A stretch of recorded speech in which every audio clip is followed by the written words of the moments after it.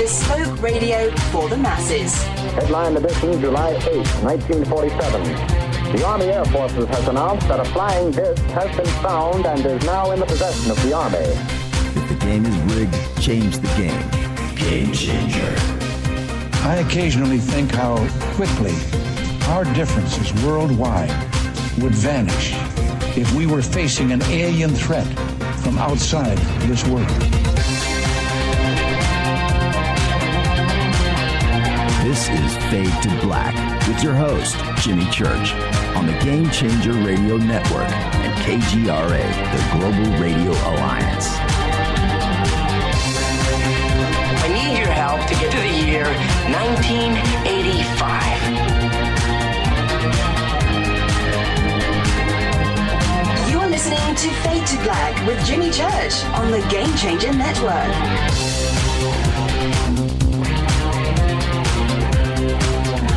All right, welcome. Welcome. How you doing? Fade to Black.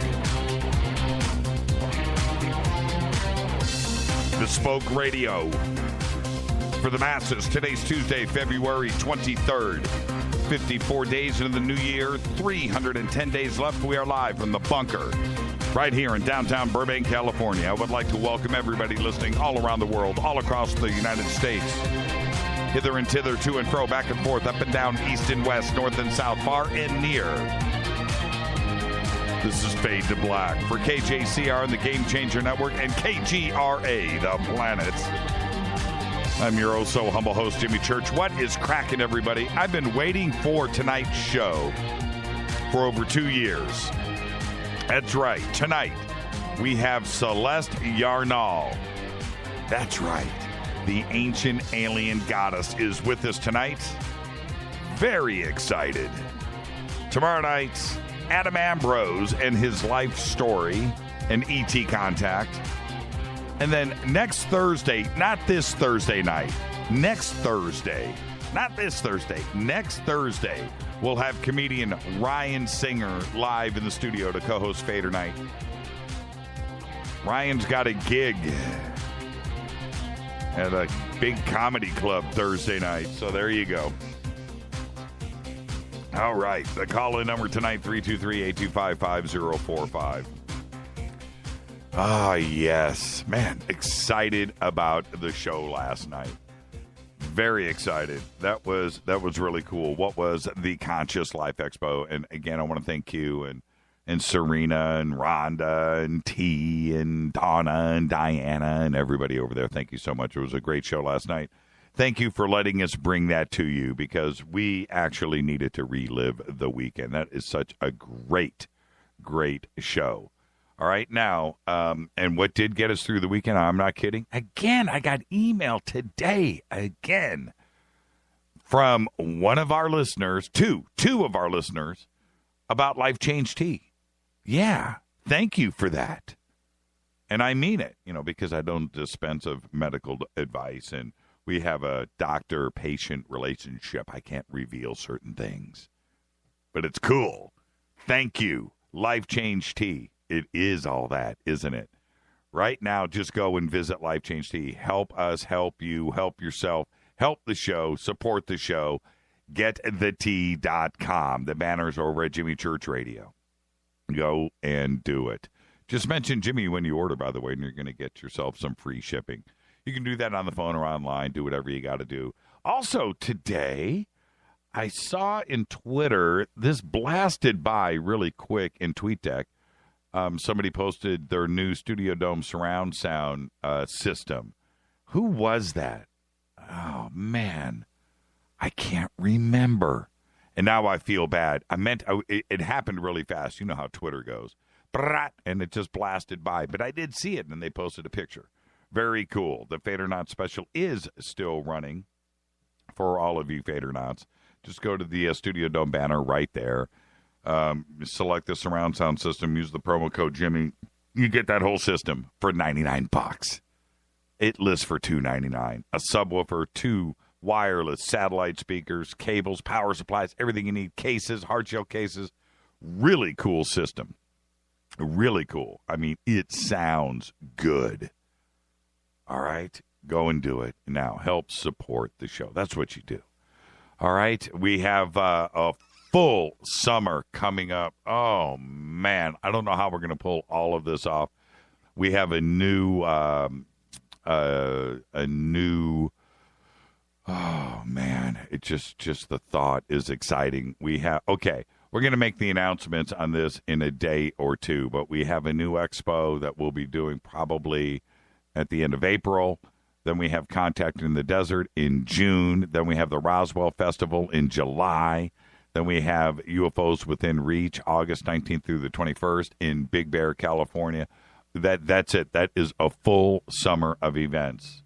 And, there it is. And thank you for that, Les. I'll retweet that. That is from Trip. I would say his whole name, Trippin' Balls. I said it. I know it's a family show, but I did it. How cool is that? Look at that package. Isn't that crazy? Look at that. $99, man. Doesn't even make any sense. And it sounds good, too. All right. So, yeah, we've got a full summer. I mean, month to month to month, back to back to back, getting out there. And as far east, and let me see here. Everything is West Coast, right? San Francisco, Joshua Tree, Roswell, Big Bear. But there are some events on the East Coast that we're going to try to get to. Okay, yeah, we want to get around. We want to, man. What we need an event. You know, you have Contact in the Desert. You need like Contact in the City. That's what you need. You need Contact in the Desert. Move to Manhattan, right there, Times Square, or right off of Central Park. Are you listening, Victoria? You know what to do. We need some East Coast action.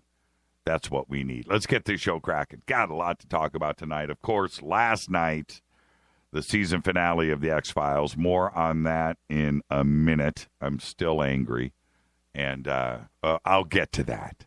Okay? But today, we have to have this moment of birthday silence for one of my favorites, a game changer, Peter Fonda. 76 years old.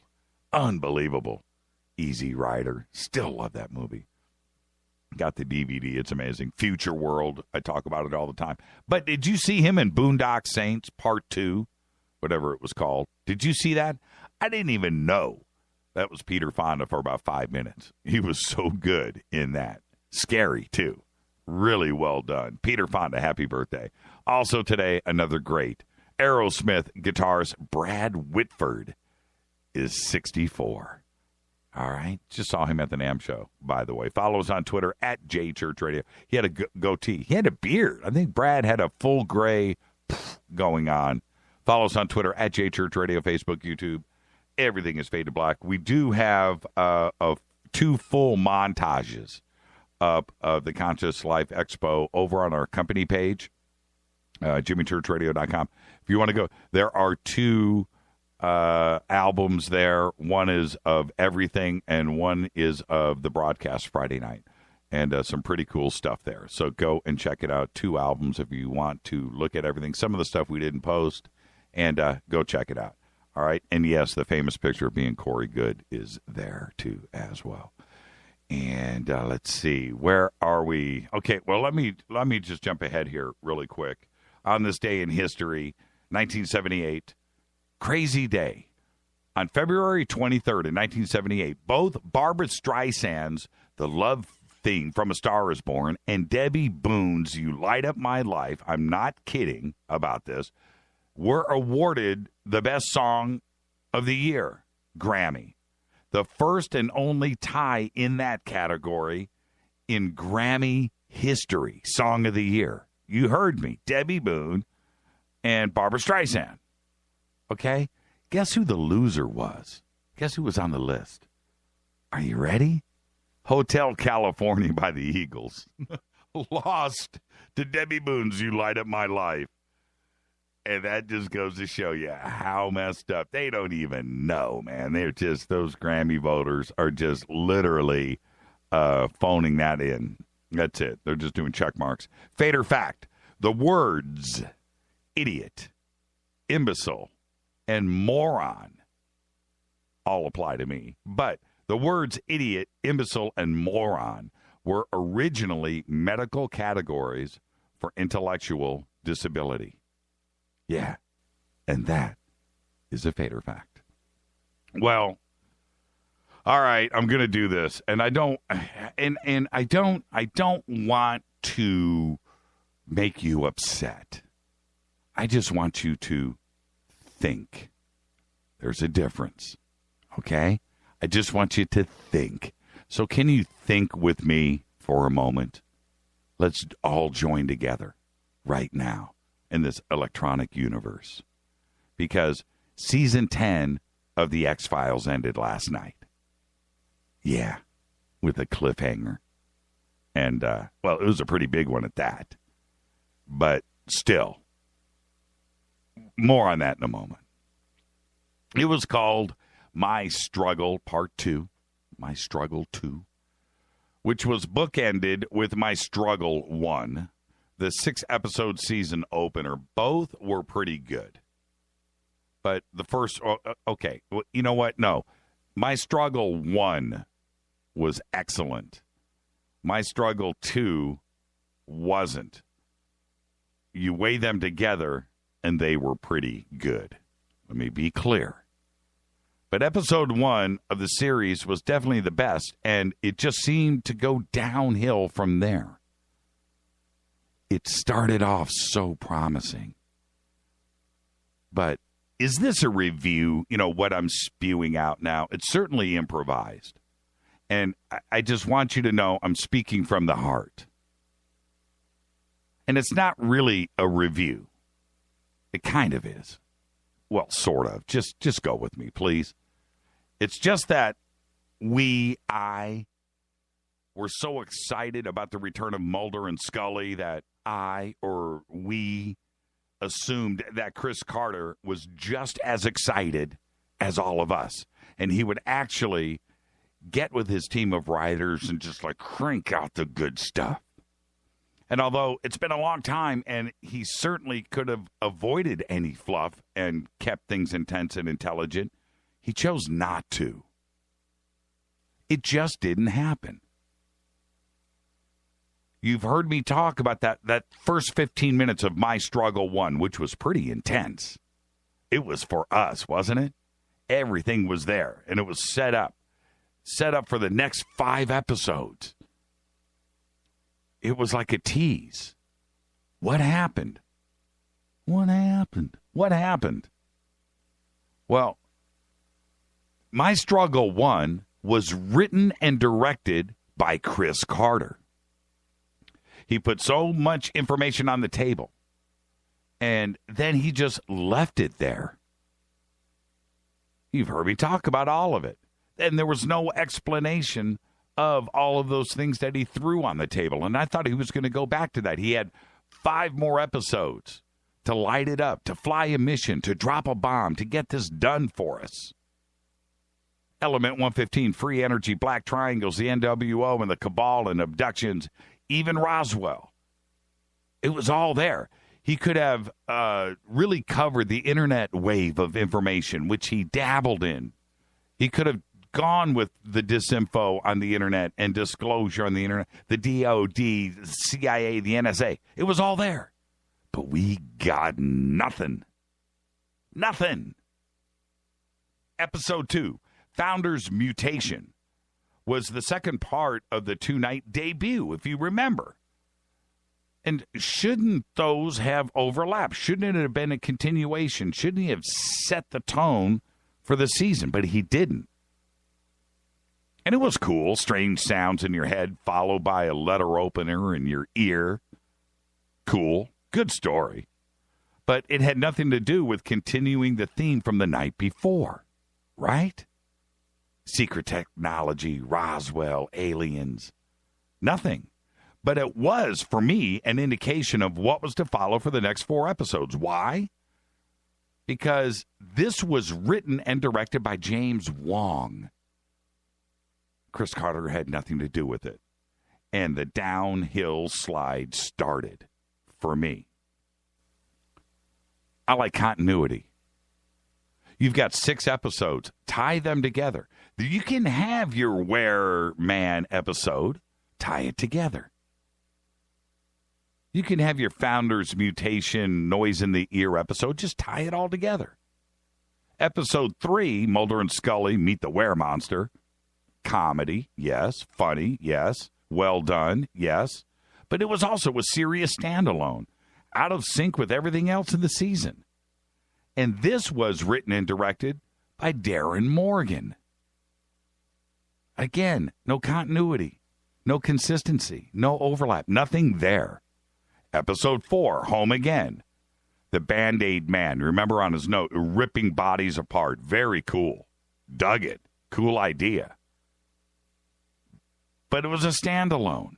And it didn't follow the pattern that made Chris Carter great before. And if you're going to do this, don't you want to do it every other episode? You've only got 6 to keep this all together. Episode 5, Babylon. The ISIS suicide bomber episode. Also, pretty cool. We get to see Mulder stoned out of his mind, communicating with that, I guess you could call him terrorist suicide bomber guy with his mind. Pretty cool. Cool episode. Again, another standalone. And this one was written and directed by Chris Carter. Now, Chris is writing and directing this episode. Can't there be some kind of time overlap? Something there. Nothing. By the end of episode 5, and we know that we've got 1 episode left, you, I, us, we knew that nothing was going to tie everything together. It's impossible. You can't do it. After those first 5 episodes, there's no way to do it, and you're not going to do it in the last episode. Rita said to me, the last episode's got to be 2-3 hours to tie all of this crap together. And she was right. But it's a 1-hour episode. It's impossible. So I was prepared for disappointment. But am I complaining? Yes, I am. The shows, the filming, the writing, the editing, the casting, all seemed to be rushed. All of it. There were moments in every single episode, save for episode 1. Episode 1 was like, that's where all of the time was spent to make sure that script was right and the casting was right and it was there. And then after that, man, it was wheels falling off. There were parts of every single episode that you could tell for 20 minutes that it was filler. It was rushed. Episode 6, it comes along, my struggle too, was so thrown together. And in the end, just to have a cliffhanger, it was like Carter, for me, was there for a paycheck. Not the fans, not me, not you, or his critics, for that matter. He didn't care. It appeared that he scrambled for a script and an idea. He didn't do a rewrite, obviously, and did the quick cliffhanger because he didn't have an ending. And if you think about what went down last night, you've got 40 minutes of Scully and Einstein running around a hospital testing DNA, goofing off, while the world is coming to an end. Scully really, honestly, ran down a street and stopped a riot by just going, hey, guys, can we all get along? Come on, let's go back to the hospital. Stops a riot in the street. The world is coming to an end. It just didn't make sense. It was very poorly done. All the traffic, everything, and Scully's going to drive all that distance. Nobody is going to do that. And then she happens to walk 20 yards at the end of everything, and just happened to find the car. Just happened to be. Look, I get it. It's Hollywood, but that's a lot for us to swallow. And you knew ultimately what was going to happen. She was going to find them. Right? And then in the end, to have just, you know what, guys? Oh, man. I've got a vacation in Monaco I got to get to. I got stuff I got to do. I got a yacht and stuff that is booked. I can't get out of. We need to wrap this today. So let's do this. I really don't have an ending. So I'm going to split. All right? And this is what I want you guys to do. Scully and Mulder, they're going to meet up, and she's going to have the IVs in her hand. And then, you know what? I just don't know what to do right there. So just have a black triangle come in, appear above the car, and then roll credits. All right? And let's just get out of here, man. I got paychecks to cash, and I got things to do. And let me know how the edits go. I'm out of here. That's what we got last night. It was way too much to swallow. The whole thing. Check this out. Alien DNA is preventing certain people from being affected by every single germ and bacteria known to man. In other words, you touch a countertop, you die. You touch your toothbrush, you die. Right? And that's what it is. That's pretty dramatic stuff. And to have it resolved like that and the way that it was, no, it was everything that episode 1 promised. Everything that was there was not delivered. Am I upset with Carter? I think he phoned it in. I expected so much more. Excuse me. I'm upset. I would have dealt with episodes 2, 3, 4, and 5 on an okay level if there was something there was some thought and emotion put into that last episode to tie it all together. And quite frankly, none of it was there. Absolutely none. It looked to me, this is it. This is how it goes.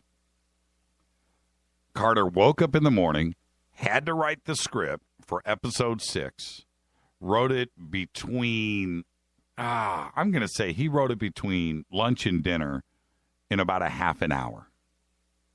He slept in that day, knew he had to deliver it, somehow drank some coffee, sat down and cranked that out. Didn't show it to anybody, didn't show it to any other writers, didn't do anything, didn't do a rewrite, and just did what he did. That's what I think. And you know what? And if Carter comes on this show, and he might, I will not change my tone. I am not turning into fanboy. That was a bunch of BS. He could have done so much better. You have all of those years to come up with the ultimate, and you've got 6 episodes to just lay it out and get real, and this is what we get. All right? And so 5 episodes, 5 standalones, 5 cool stories. I had fun. The Were Monster episode was cool. I get it. But don't wrap it up. Don't leave town with what you did last night. It's not fair to anybody. And to leave on a cliffhanger, so everybody that is out there is thinking, hey, they got to do a series now. They can't leave it on there. Obviously, there's a series coming. That's even more uncool. Give us what we want. Man, you're too talented. All right. Am I upset? I'm upset. I really, really looked forward to this. All right. And Dean, where was Dean? Dean, okay, that's it. That's it. I'm done. We're going to have to wait. And then, and Carter said today, well, I got other stuff I've got to do. What was I saying earlier, right? I got other stuff I got to do. And if I can get back to it, we'll talk about it. Amazing. Just a money play. Ultimately, in the end, it was a money play. And there you go. All right. Have I angered everybody? You know what? I just did that. And I didn't look at Twitter once. You guys still love me. Do you love me? Am I good? Are we good? Are we good? Somebody say, Jimmy, we're cool. That's all I want to say. Or all I want to see. Are we cool? All right. Hollywood Presbyterian Medical Center, right here in Los Angeles, it's a 420-bed facility, is the most recent high-profile victim of a ransomware attack, with its executives announcing last week that they paid 40 bitcoins, it's worth roughly about $17,000, to get free of the attack that locked out staff of patient medical records and other essential computer systems. Recently, a number of police departments in Massachusetts, Maine, Illinois, and elsewhere throughout the United States have also paid the hostage fees to unlock their computers as well. Unbelievable. 17 grand. Wow. All I got to say is this. This system here, and look, all of this ransomware, most of it, it's an email attachment. That's what it is. Unless you know who was sending you the email, you know what? I don't let alone click on a link or something inside the message. Never happens here. Don't do it once. If you send me an email with a link in it, it goes to trash. If I don't know who you are, goes to trash. I don't open it. If I don't know who you are, it goes to spam. We have huge spam filters on 3 different levels. Nothing really gets through here. Very little goes out, too, as well, because of it. But our systems are triple backed up. They're backed up all the time. And I've got one system here that remains offline. Just offline. It's offline. Anything goes down, boom, I've got something that was offline. It can be updated in minutes because it's ready to go, and I'm good to go, right? Got a couple of firewalls. Everything's cool. Why can't other systems run that way? How can a hospital with 420 beds in it not have at least one backup computer with a couple of terabytes on it with all of your critical information on it that just sits there? That's it. How is that possible? Right? 17 grand, replace all of your computers, and you don't fall victim to. I just don't get it. Unbelievable that still goes on. It back up your stuff. Back up your stuff. I have here. Check this out. I'm just going to reach around. Literally, just did a reach around. I've got right here in the box. Well, I've got a few of these. 2 terabyte backup drive. USB 2.0, 3.0. It's brand new in the box. It's right here, right? I fill these up all the time. That's it. They're cheap. $50. Go and get it done. This is Fade to Black. I'm your host, Jimmy Church. Tonight, Celeste Yarnall is with us. I'm going to get out of here. When I come back, she's going to be right here. This is Fade to Black, bespoke radio for the masses. I'm your host, Jimmy Church, on the Game Changer Network and KGRA, The Planet. I'll be right back. You stay right there.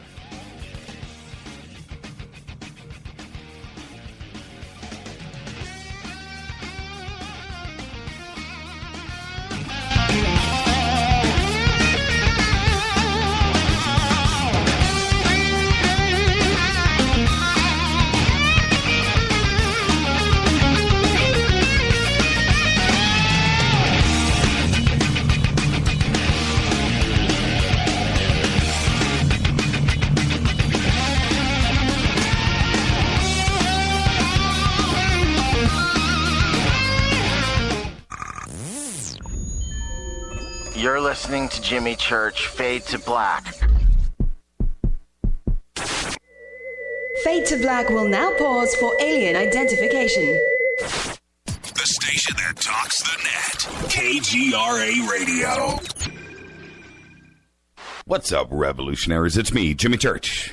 Do you have an IRS or state tax issue? Well, I did, and I called national tax experts. My problems were fixed, done, fini, and man, I got to tell you, it was a relief. National tax experts are a recognized tax office that services clients in all 50 states. Doesn't matter where you live. Give them a call. I'm telling you, they take the time to understand each and every client's individual financial status as well as their financial goals. And that's exactly what you need, my brother, when you're taking on the evil 3-letter. So, seriously, give them a call today at 1-877-909-5444. Again, 1-877-909-5444.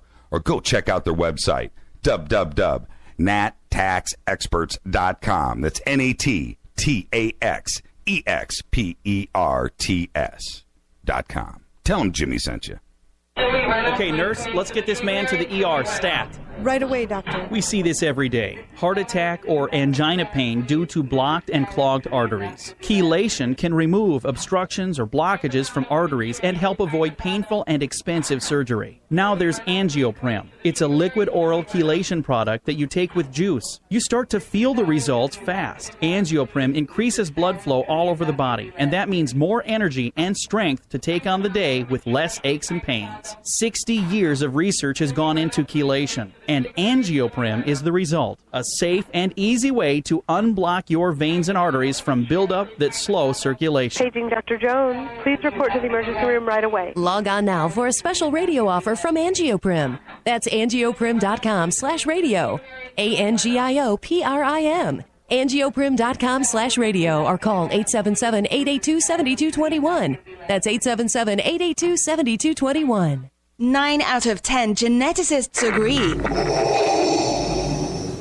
Fade to Black is not your father's radio show on the Game Changer Radio Network and KGRA, The Planet. Hi, this is Chase Kletsky with Fate Magazine Radio, and you're listening to Jimmy Church and Fade to Black on the Game Changer Network and the KGRA digital broadcast station where the Fade or Nots rock. Hi, this is Rob Reiner from Anvil, and you're listening to JimmyChurchRadio.com. What's up? I'm Chris. What up? This is Kyle Massey, and you're listening to Jimmy Church Radio.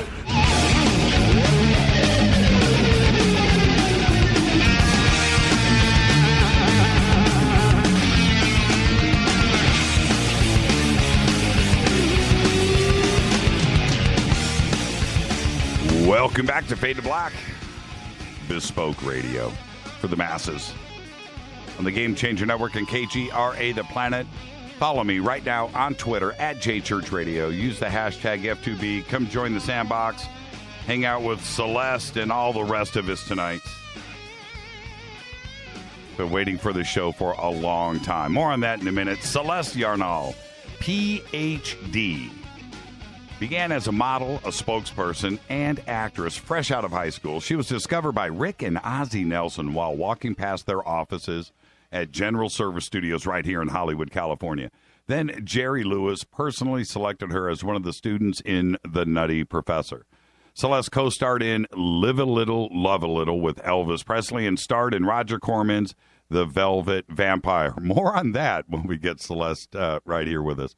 Celeste has guest starred on many television shows, including Star Trek, as Yeoman Martha Landon, Chekhov's love interest, one of the classic episodes of Star Trek. The Apple, Bonanza, Hogan's Heroes, It Takes a Thief, Land of the Giants, Love American Style, The FBI, Mannix, Man from U.N.C.L.E., Wild Wild West, Bewitched, Melrose Place, Civil War, Knots Landing, and Sisters. Tonight on Fade to Black, we're going to talk to another Celeste, the 21st century Renaissance woman. After guest starring on Star Trek, she began her own celestial trek as a businesswoman, author, speaker, activist, an avid film producer, and ancient alien researcher. She is the author of an account of her own personal journey from Star Trek to PhD, and it's called Celestial Trek. She is a popular speaker on an entire myriad of subjects at holistic and new paradigm conferences. Her passion is researching the goddess's ancient alien connections. Also, this weekend, I think it may be tomorrow, we'll talk to her about this in a second, she'll be at Dark Delicacies, which is at 3512 West Magnolia Boulevard, right down the street from our studio, right here in Burbank, California. She's going to be signing and hanging out with everyone. Her website is ancientaliengoddesses.com. And I would like to welcome to the show Celeste Yarnall. Celeste, good evening. Good evening, Jimmy. It is wonderful to be with you. It's you know what, Celeste? Okay, first you get the disclaimer, right? The first time disclaimer, which is it's just you and me sitting on my couch as friends, having a conversation, and where it goes, it goes. Where it ends, and we're going to end as friends. Are you ready? I'm ready. Now, I'm going to throw you under the bus a little bit. We've what most people don't know, we've been trying to put this show together for a year. But last year, you were on the Ancient Alien panel over at Conscious Life. And I was sitting in the front row. Somebody introduced me. And you looked at me right into my eyeballs. And you go and you whisper to me, I want to do Fade to Black. And you pointed at I was like, and I gave you the okay sign, right? And here we are. It's a year later, and you're finally here. Welcome to the show. I'm very fired up. I'm so excited. Yes, I wanted to be a guest on your show for as long as I can remember. And what the thing is, Celeste, is that you have so many fans and people that look to you for research now, and it's that part of your life is extraordinary. But you've had an extraordinary life. You have, right now today, it's one of those things where I know you would look at me and go, "No regrets, man. It's been a good one." And you've lived 10 lives already, and it's been extraordinary. Think about that, and at some point, if you ever hang out with a bunch of other actors and actresses, and you guys are sitting around a table one day, and you're going, "Yeah, well, I did this. Yeah, I was in Schindler's List. Oh, that's pretty cool. Oh yeah, I was in I was in whatever." And then you can go, "Well, I did Live a Little, Love a Little with Elvis. I did Star Trek." And the conversation stops, right? It's like, yeah, that's right. Okay. All right, Celeste, you got us.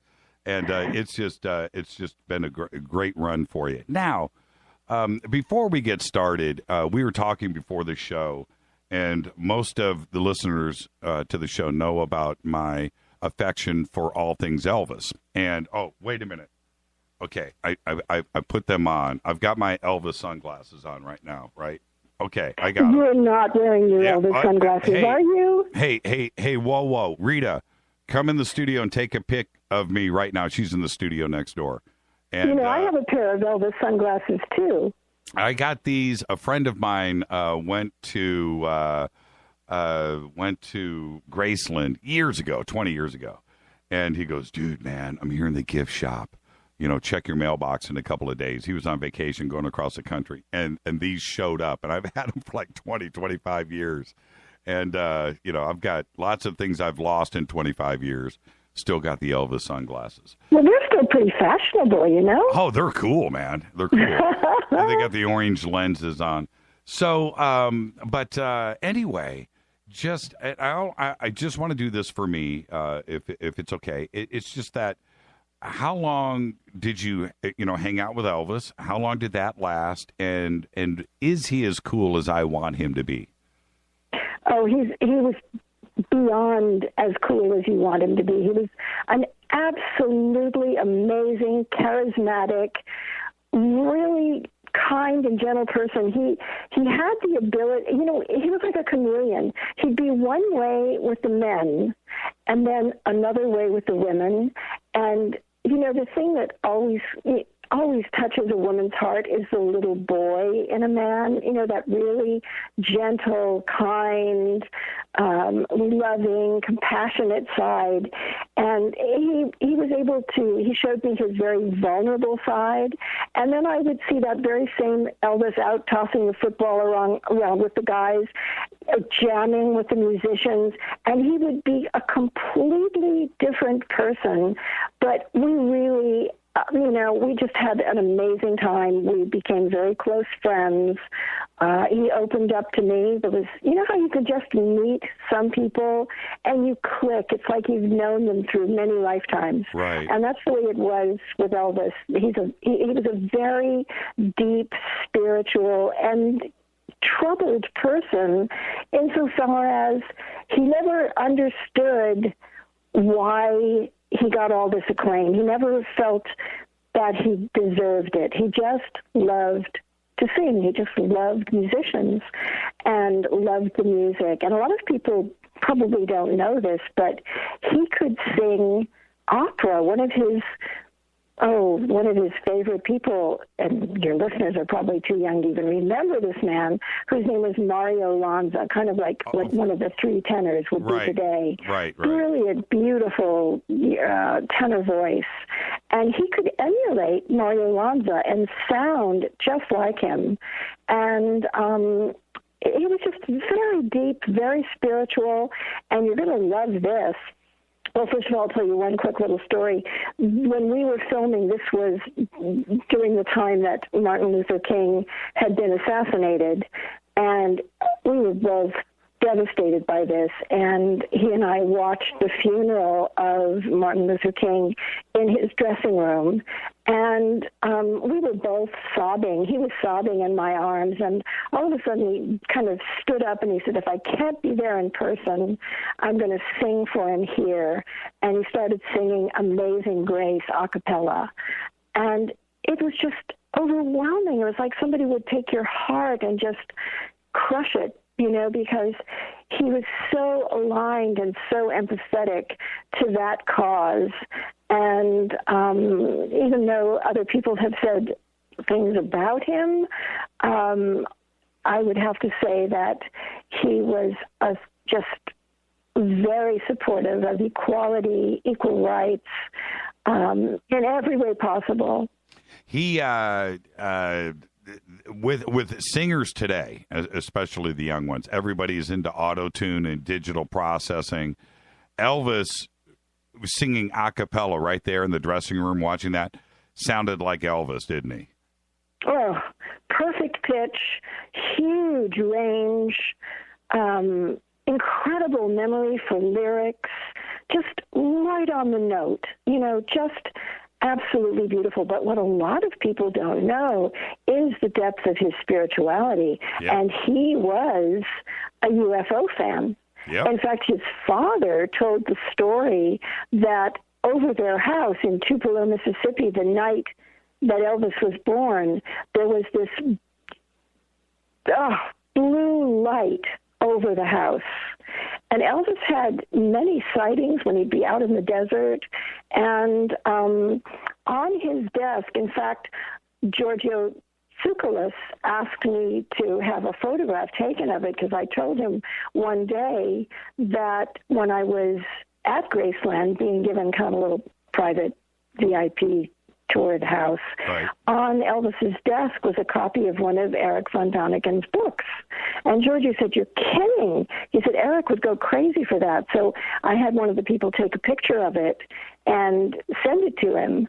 And, you know, he died in 1977, so I don't know if he ever got to read Sitchin, but he certainly was a reader of von Daniken and he was into SRF, you know, to the Self-Realization Fellowship in Paramahansa Yogananda. Mm-hmm. Most people know that Steve Jobs was a huge fan of Yogananda.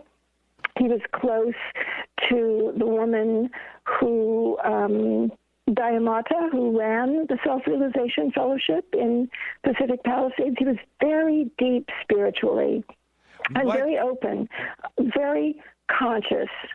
So he's probably an ascended master looking out for all of us today. Where did you go, really quick, because you and I live here in Southern California in the heart of, the Mecca of the film industry. Which studio? Were you guys down at Columbia? No, we filmed at MGM. Oh, you filmed at MGM? Okay. Mm-hmm. We filmed at MGM, which is what now Sony Studios, and a lot of the stuff was filmed on Zuma Beach. And to this very day, the female star of the film, Michelle Carey, and I are still good friends. So all of us who knew and loved Elvis, we get to reunite at various events. In fact, I'm leaving, my husband Nazim and I, my beloved, whom you met, we're leaving for Bayreuth, Germany on the 2nd of March to go to a big Elvis concert there with a wonderful singer, and I'll be their guest star. So that's going to be fun. You know what I used to do? I can't believe we're spending this much time on it, but I know where you live, and then out a little further in Thousand Oaks at the Art Center there, every year, this Elvis guy would come in and do a concert around Christmas. I'm trying to think of his name, with a full orchestra. Did you ever go out there and check that out at the Thousand Oaks Community No, I've Arts never Center? done the one in Thousand Oaks, but I've done, my husband and I both, he came with me on 2 Elvis cruises where there were like nonstop Elvis concerts. I've been to so many of them, and our singer, Elvis impersonator in Germany is Mark Summers. And I mean, some of them are just so good that it gives you the chills, you know. Right. I think for a while, I don't know quite how Elvis would have felt about it, but I'm sure now he'd be just overjoyed at what has happened. But I think he would still also like to see these very, very talented people develop their own style. You know, he was so big on everybody going for it, you know, and helping them to ascend in their own way and in their own right. So, you know, I think it's fantastic, but I have mixed feelings about impersonation when you've got that much talent invested in your own style and your own thing. But, you know, that's just okay, one last Elvis question, then we're moving on. What did he smell like? Did he smell good? Sweet. Sweet. All right, let's let that go. I had a Velvet Elvis in my room for forever, and then Rita and I got together and got married, and it got the boot to the garage, and but it's still there. Well, if you come over to Dark Delicacies, I'll have a Elvis Celeste portrait 8x10 for you. How's that? You know what? We got to do that. What day is that? Is that tomorrow? That's next Saturday. Oh, it's next Saturday. Okay. Mm-hmm. All right. This coming Saturday, actually. And I get there, I believe, at like 2 p.m. It'll run most of the afternoon. And so I was just looking at the calendar. So then it is... Not a Velvet Elvis, but a Velvet Vampire. How about that? Yeah, I'm down. Are you kidding? I'm down. Okay, so it'll be Saturday the 27th. Right. Okay, Saturday the 27th, Dark Delicacies, 3512 West Magnolia Boulevard, right here in Burbank, California. 91505. That's it, right down the road. All right. Now, let's change gears a little bit. I want to go back. I'm a big Star Trek fan, and the thing is about your connection to Star Trek, which is great. We don't need to spend any time on that. But was that the epiphany? Was that the fork in the road for you to make that left-hand turn and then start to discover consciousness and the world around you? Was it Star Trek that did that, or were you already on that road? Being named Celeste kind of set me on a celestial trek, if you will. Right. My dad was a pilot and studied celestial navigation, and I loved astronomy and archaeology as a tiny little kid, and just pored over everything I could find out about it. And Star Trek was really amazing because it was so ahead of its time. And I think I grew to appreciate it more and more over time. You know, you go on an audition. I auditioned for Gene Roddenberry and Gene Coons, the director, and they said, you know, we wanted to have you on the show, Celeste. We kind of thought we'd like to find something more exciting than this role for you, where, you know, we could really put you into exotic makeup, etc. And they said, but would you like to do this role? And, of course, I'm worrying about paying the mortgage. So I said, oh, of course I'd like to do this role. And it's a fun one for me because I played a liberated young woman. You know, I kicked butt. I threw a guy over my shoulders. I packed a phaser. I was carrying a weapon. Right. You know, I wasn't bringing coffee to anybody. Right. And that's kind of the way I lived my whole life. I was always very, very independent and, you know, traveled to the beat of a different drum, if you will. So it certainly did set me on a course of exploration of things that are outside the box, things that came from your imagination. I always felt that if you could dream of it, if you could conjure it up into your consciousness, that you could make it happen, that all things, you know, were in that ocean of potentiality. So I've always been a believer in that. And the little book that I wrote, which is the only self-published book I've written to date, the other 5 books that I've written are all through major publishing houses, and I was, you know, paid a nice advance to do them, and they're on holistic dog and cat care. But this book sort of tracks my interest in everything: astrology, ufology, astronomy, everything outside the box. That's where I like to be. Well, and then because in 1970, 71, 72, when Von Daniken started to rock the world, did you get involved then? I did. I was young. I was 9 years old, and my mom gave me Eric's book, Chariots of the Gods, and then of course that was just mind-boggling. It was, and the movie came out, and if you weren't alive back then, a lot of my audience wasn't, but if you weren't around back in 1970, 71, 72, to see what this did to the world and to the United States, I mean, it was a big, big, big deal. This was not backroom conspiracy, tinfoil hat people reading the book. This was your friends, your neighbors. Yes, for the first time.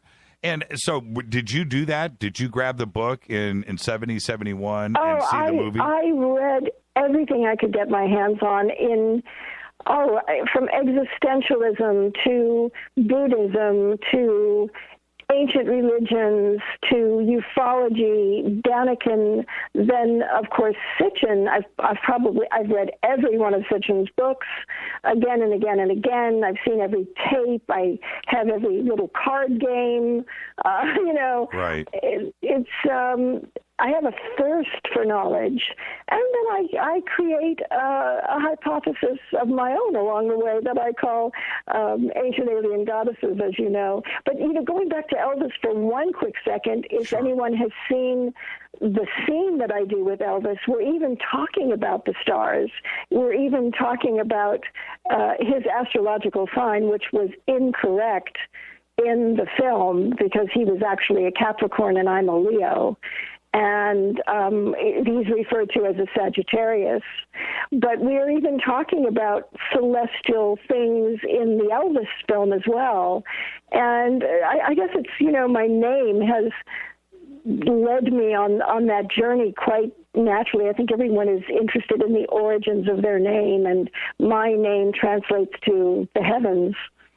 There's one thing and to the color blue. There's one thing I've never seen you write about or speak about. Have you had a sighting?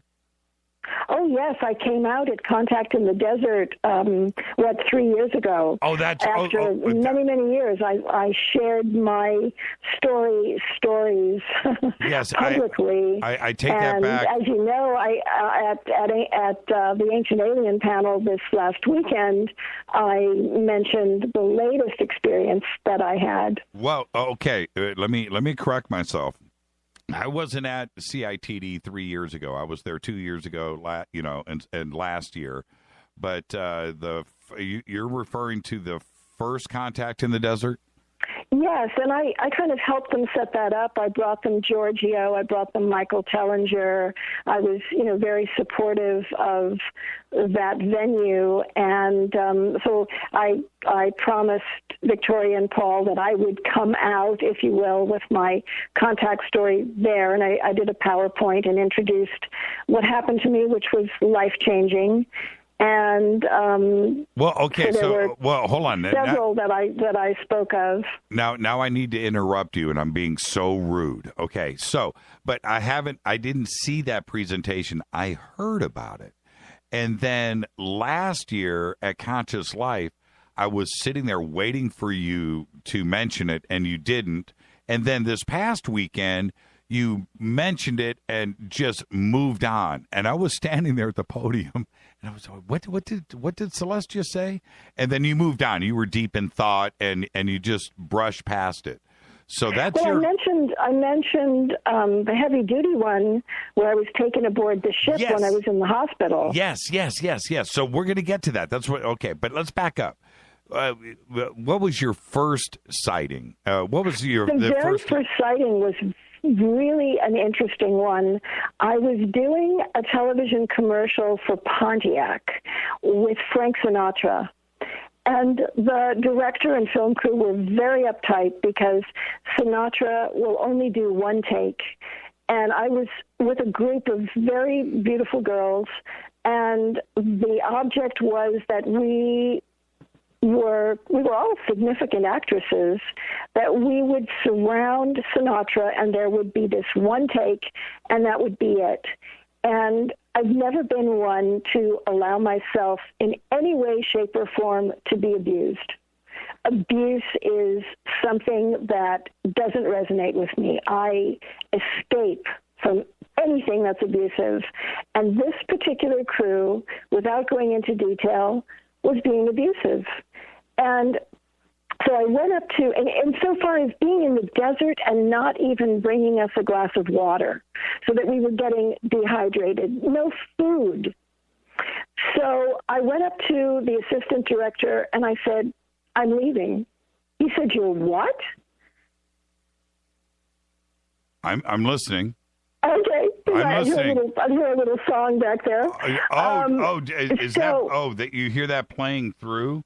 That was the Frank Sinatra commercial somebody had just sent me. Oh, okay. See, that's how. It was in Palm Springs at the restaurant called Jilly's. Yes. And so I said to the assistant director, I said, I'm out of here. And we had been bussed there, and he said, you know what, Celeste, I don't blame you. He said, I'm going to get a limo for you, and I'm going to get you on a plane. He said, nobody should put up with this. So I got on a flight back to L.A., and on, those small planes from the desert back to L.A., and all of a sudden the pilot said, ladies and gentlemen, out the starboard window, we have a bona fide UFO sighting. So I got up, and I went over to the window, and we were being chased by a cluster of orbs that were going at warp speed, changing directions, just virtually playing with this plane. And then whoosh, they were gone. And the pilot said that he checked with radar. They saw it. They had no idea what it was.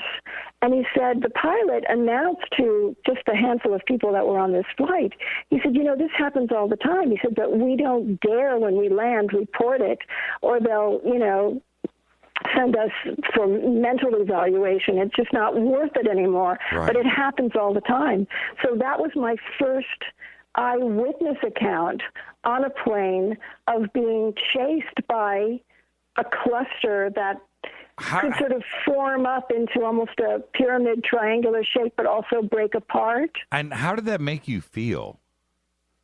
Oh, cool. It was like, I really never felt alone, and I've been waiting for disclosure all my life. So, what am I going to do with this? I don't want it to affect my acting career. So, and the other thing that people have to know about me is I don't drink. I never smoked. I never took prescription drugs. I don't even drink coffee. I mean, I'm like lucid. I'm always the designated driver. My husband and I, we just don't drink. We never smoked. So, I'm like as sober as a judge, and I see this thing, and it was just, phenomenal, but yet very, very beautiful. I wish it could have been photographed, but we didn't have little iPad, our little iPhones then. I just want to say to everybody really quick, her husband Nazim is the bomb, Nazim Artist, and he came up after the Ancient Alien panel. And, I met him before, but I'm saying before the panel, he came up after. And let me just say, Nazim is in shape. Okay, everybody, this man takes care of himself. And he came up and he said, and I thought, uh-oh, I said something wrong. Here comes Nazim, right? I was thinking, oh, no. He's very strong, and he's very gentle also. He's, we were talking after the panel because I was a little worried that maybe I'd offended some of the men in the audience with my strong, empowerment of equality. No. And I said, I said to my husband, whose name is, he uses Nazim Artist as a painter. His name is actually Nazim. And I said, you're the perfect example of a really masculine man who has a highly developed feminine side of caring and compassion, who knows how to be strong and how to protect a woman, and he knows how to lift me up. The stronger, if I become strong, then he comes in strength as my equal. If he rises in strength, then he brings me up to his equal, so that we're always in parity. But it's, he's the love of my life. Yeah, he's great. So he comes up, and I'm thinking I'm in trouble, right? He comes up, no, hold on, Celeste, hold on. And then he smiles. And I was like, oh, phew, okay, we're cool, right? He is the best. He's the best. He's got those beautiful blue eyes and that enchanting smile. And yes, he's in shape. He's very strong. He works out. He rides his bike, and he takes incredible care of me. That is for sure. Yeah, he's a sacred feminist. You can see in his art. I hope everyone will look at Nazim, Nazim, artist.com for the beautiful paintings that he's done. I'm his muse, so you'll catch a little resemblance of me in some of the paintings, and you'll see one of the paintings. Those of you who come to Dark Delicacies, he did a wonderful homage to my character, the Velvet Vampire, and we've done a print-on stretched canvas for that event that's smaller than the original, but it has his magical holistic glaze on it. It's signed by he and I on the back, and it's just a beautiful, one-of-a-kind, limited edition. Yeah, right. Roger Corman's a pretty cool guy. Well, Roger Corman's a really cool guy, and especially since he gave the amazing director, Stephanie Rothman, she brought this vehicle in. So this is a wonderful female director, a husband and wife team, and our cameraman was the camera operator on A Man and a Woman, if you remember the Claude Lelouch film from years back. You know what? So it's done very beautifully. And I'm not a typical vampire. I'm a woman with an extremely long life with a rare blood disease that depends on blood as my nourishment. So I'm an equal opportunity vampire. I like seducing women just as much as men. Kind of doubles your chances for a date on a Saturday night if you're an equal opportunity vampire. So it's a little racy. It's R-rated, but it's very beautifully done. And I had just had my baby daughter, Camilla, and I was breastfeeding, as a matter of fact, when I was cast. So I quickly went on a starvation diet, as did she.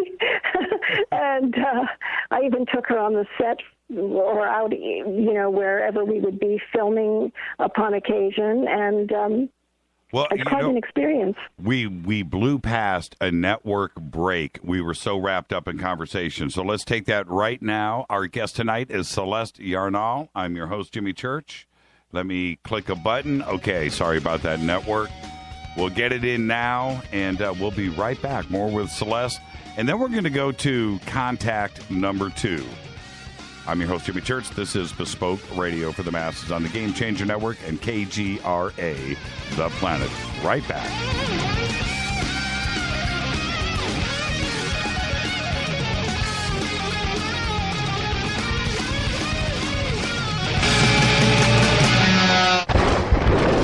This is Fade to Black with Jimmy Church on the Game Changer Radio Network and KGRA, the Global Radio Alliance.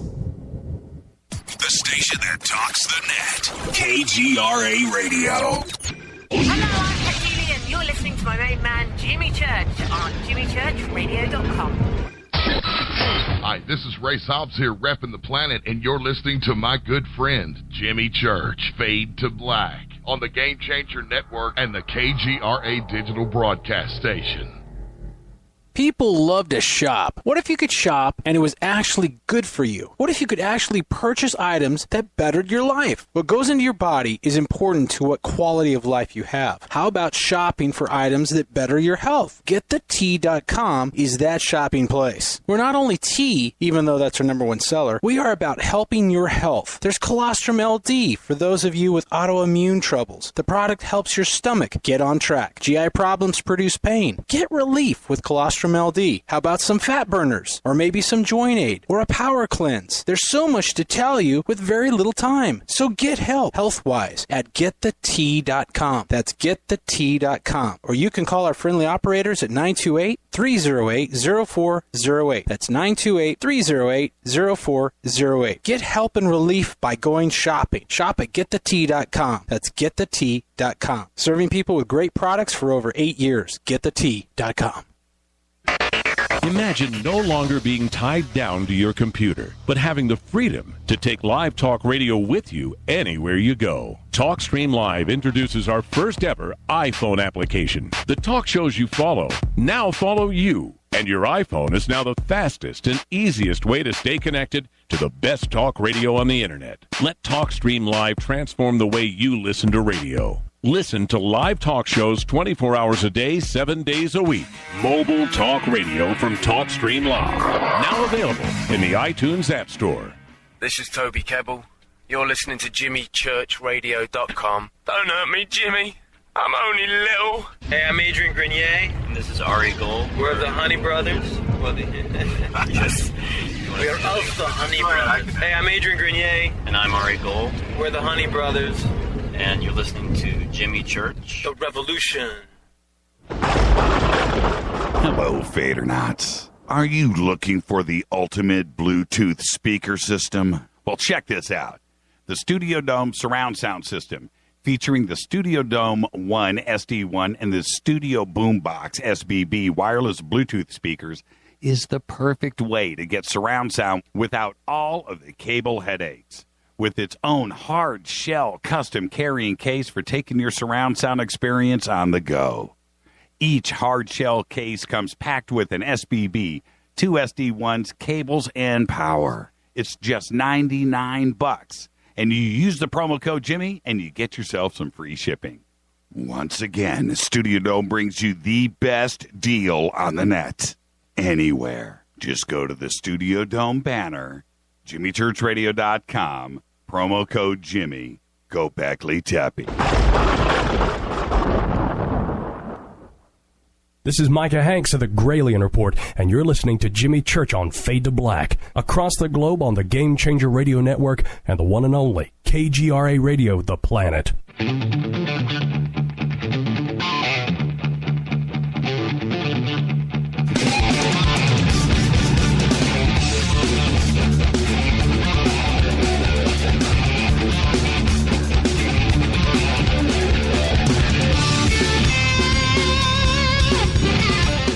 Welcome back to Fade to Black. I'm your host, Jimmy Church. That is a great conversation when I blow past a hard network break and space it out. Tonight, our guest is the ancient alien goddess, Celeste Yarnall. Celeste, you got to love it when you're deep in it like that and the studio clock, the atomic clock, just clicks by. And there you go. I'm so sorry. It was funny, actually. It was great. Now, I want to go to sighting number 2 or contact number 2. Can you take me there? Because I want to kind of resolve up to the end, and then we've got to go back in history, and we're going to spend a lot of time there. But I want to set up for the audience your reasons for this journey that you're on. So what was sighting number 2? Global sighting number 2 puts me in a completely different life. After my daughter was born, I segued. I've been an actress all my life, but I do other things. I found I can do other things. I'm, kind of a possibility thinker. So after my daughter was born, I separated immediately from my then husband, my first husband, and basically became a single parent. And I thought, this acting income and standing in unemployment lines in between gigs is not healthy. What on earth can I do? And a friend said, Celeste, you're so good at putting people together. He even mentioned that the actress Jill St. John was making a lot of money as a finder, connecting people and businesses, where she would introduce someone who would buy a business and take a finder's fee. And this person said, what about real estate? What about you putting people together with properties? And I said, I really wouldn't be interested in residential real estate. And in those days, all of my friends were pretty much men. And I couldn't see myself, this is so chauvinistic from a female point of view, I didn't see myself working with housewives. Isn't that terrible? I didn't want to do residential real estate. So I thought, I like that idea that Jill St. John works with businesses. What if I braved a path for women in commercial real estate? And I did that. I started with a very big firm and ultimately ended up owning and operating my own firm. I had a team of talk about a big segue, of about 30 beautiful women working for me in commercial real estate, the first female commercial real estate brokerage owner that anyone knew of. And I was just really working hard. And it was one of those really hot California nights, which is so rare. It was like 90 degrees at night. And so I thought, I'm going to go downstairs where the air conditioning is a little more powerful, where it's a little cooler. So I grabbed my pillow and I grabbed a sheet and I went down, in my nightie to sleep on the couch downstairs. But downstairs, it was kind of bright. And I thought, how am I going to sleep? It's not dark enough down here with all these French windows. And so I laid down and I thought, I'll just go into a little calm place. And suddenly the room went black. And I'm trying to open my eyes. Everything is really dark. And I feel something take over my body. I almost am as close to flatlining as anybody can be. And I've never had an anxiety attack. So I can feel my heart almost flatline when it suddenly released.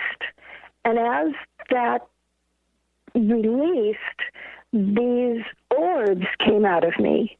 And these orbs hovered in front of me and tried to materialize a little face. I felt them go through the thousands and thousands of miles of my circulatory system, which, as you know, because of my connection to the Beamer device and the Beamer business, which hopefully we'll go into in a little bit, I'm very aware of my circulatory system and the thousands of miles that it encompasses.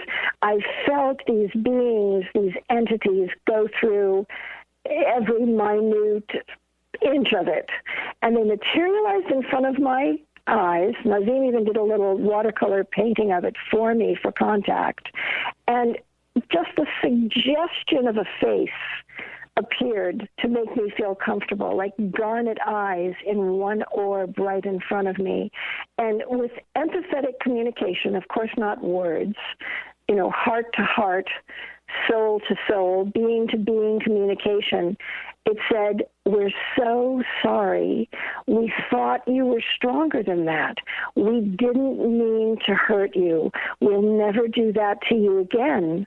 And it hovered there with almost a gentle expression in these garnet eyes. These are holographic orbs. And in my heart, I forgave them for that. So you were cool with that? Did you panic at all, or were no? I after my heart started to come back, I was perfectly at peace because it was a feminine energy. It was a gentle energy. It was an exploration that scared me because I knew it was going on inside me, but then I realized that they were apologizing. And it was a cluster of them that formed almost a little triangular shape. And they said, we'll never bother you like that again. And then they whooshed through my glass French doors, hovered on the other side of the French doors, and almost a pulsing.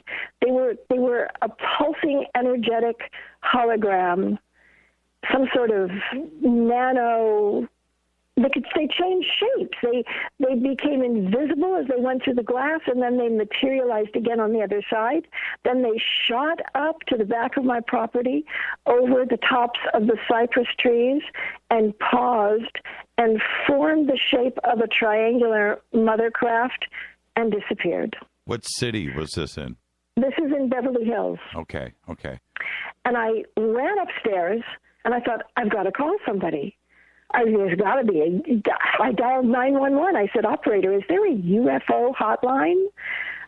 This was, I think it was 98. And the operator was trying to give me some, local MUFON agency. And I just sat down and I drew a little picture of it. I drew the time of night, which was midnight. And I looked at my neck, and I had a little mark on my neck that hadn't been there before, like right on my jugular vein. And I thought, whoa. And I thought, okay, that's another one to file with that, Pontiac commercial experience. Right. And I thought, people will think I'm crazy. I'm a businesswoman. Who are you going to tell, So I kept that to myself until I came out for Paul and Victoria and did my PowerPoint in Contact in the Desert. But there's the strangest thing that happens to me every time I speak. And I don't know what it is, but technology fails. Recordings fail.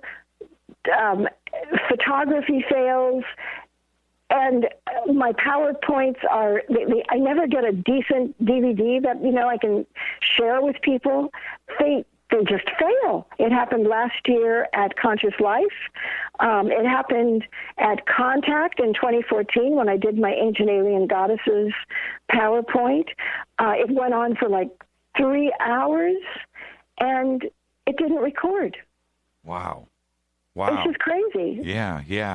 Same thing at Conscious Life. 2 cameras on me, and it didn't record. So that's part of the technology story. Well, and Joshua Tree is a magic place. I mean, they are there. I mean, they're hanging out. And that's where I filmed Velvet Vampire. Yes, that's right. That's where we filmed Velvet Vampire. And when we were out, watching some of the laser UFO night presentations, oh gosh, we all took pictures, and the orbs were all around us. Oh, we had a sighting out at Contact. Not this past one. I've got to keep my memory clear. The one before that, and Contact number 2. And okay, that was where I did my first Ancient Alien Goddesses presentation. So that was that one. We get 2014, wasn't it? Yeah, it's a blur now, Celeste, and that's a good thing. If you have memories, they're usually bad. You forget the good ones. It was August of 2014. Right, and so we get a cabin out about 20 miles away from from Contact, and we're out there. Steve Murillo, right, from MoveOn. Yes. Yep. And so Steve Murillo, Alex Mastretta, Alex. My wife Rita. So we're there, and we have about 3, 4, 5, 6, 7, maybe 8 of our friends. About 15 of us maybe are there, and we're out on this patio. It was the craziest thing. And somebody says, there's maybe 8 or 10 of us out there. And whenever I tell the story, the pictures of this get flooded into Twitter. So they're going to happen again. And please, if somebody can do this, post it. So we're out there. And somebody says, wow, man, it'd be really cool if something happened. And we're out in the middle of the desert. We're 20 miles away from Joshua Tree, right? And we're out in darkness. Anyway, somebody says, it'd be really cool if we see something. And then somebody goes, whoa, what is that? And as I look over to where this person is looking or pointing off to my right, I look, and this orb, this ball of light goes straight from the ground, from the desert floor, straight, doesn't arc, Celeste, goes straight up like an arrow, takes about 3 seconds maybe, and goes straight up into the stars. Gone. Whoa. Gone. And we're standing there like, did that just happen? And I'm standing there looking up into the stars to see if it would stop and move. No, it just went straight. You ask and you shall receive. It was a trip. It really, I don't care what anybody says, Church, you're nuts. And no, pal, you were not there. I'm telling you, that's exactly what happened. And it didn't have a trail or anything. It wasn't like fireworks or a spaceship or a rocket ship or any, what I mean, with flames. It was just right, or like a comet or a meteorite. Right. It was a ball. I don't know how big it was. It was probably, I'm going to guess and say it was a mile away, half mile away, right off of the desert floor, and just shot straight up. Straight as an arrow. There's all kinds of technology that they can send. There's nanobots. There's holographic orbs like I saw. There's, why should they materialize themselves and risk their own physical, biological entity with us unless they have to? It's like stepping into a war zone when you visit planet Earth. Right. That's why we're going to pick out gentle, understanding, especially the feminine energy, the goddesses, if you will. They're going to come when you want them for compassion and for caring and for healing. Yes, you're right. And I want to get back to our panel this weekend when you mentioned your latest experience. I'm going to do that, and I do want to say to the audience, Celeste stopped me in my tracks during the panel because Celeste said penis and vagina in 2 sentences for the whole audience, and it was great. And I was like, yes, and last year I said circumcision. Yes, you did. And I was like, because I'm a brave soul, aren't I? Yeah, well, Celeste, everybody hangs on your every word, right? And we're listening. Bless you. And then you do that, and it added a little lightness to the moment, but it was a serious. They're such beautiful words. Vagina. Yes. Penis. They're beautiful words. The vagina is the stargate of the multiverse.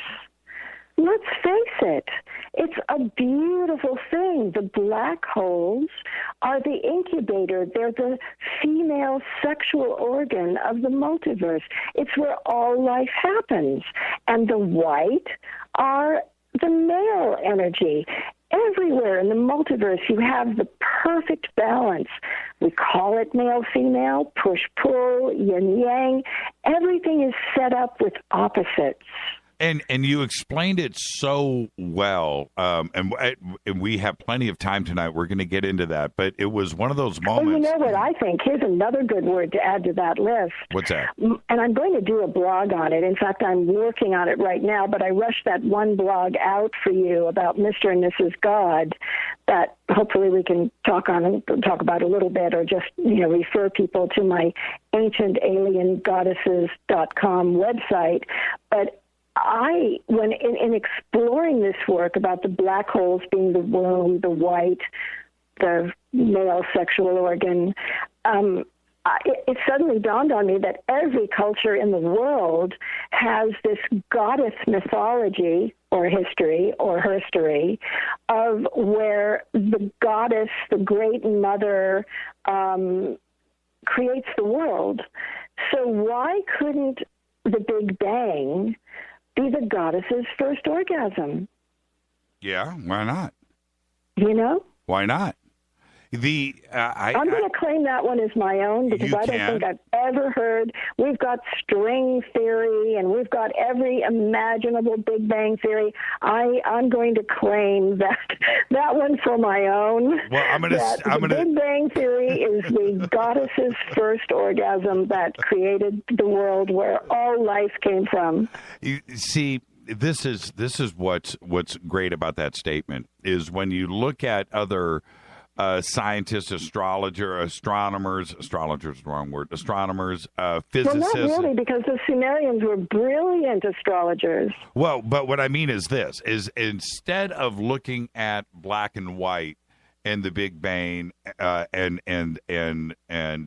evolution, and that there was no creator, and that this is all science and it's all based on that, I think now today that they're starting to accept the fact that the odds of all of this going down to the point where you and I are talking now on the radio right now, the odds of that happening are so astronomical. There are so many digits in those odds, right? It must be trillions of digits long, that it's not an accident. Remember how I said that, remember when you asked me 3 words to prove that this consciousness is real, and I said DNA and belief systems, and you may recall that I also mentioned that our DNA is over 8 billion years old, which means that our DNA is over twice the age of planet Earth itself. That's right. And remember I talked about the Alu element being in our DNA, that is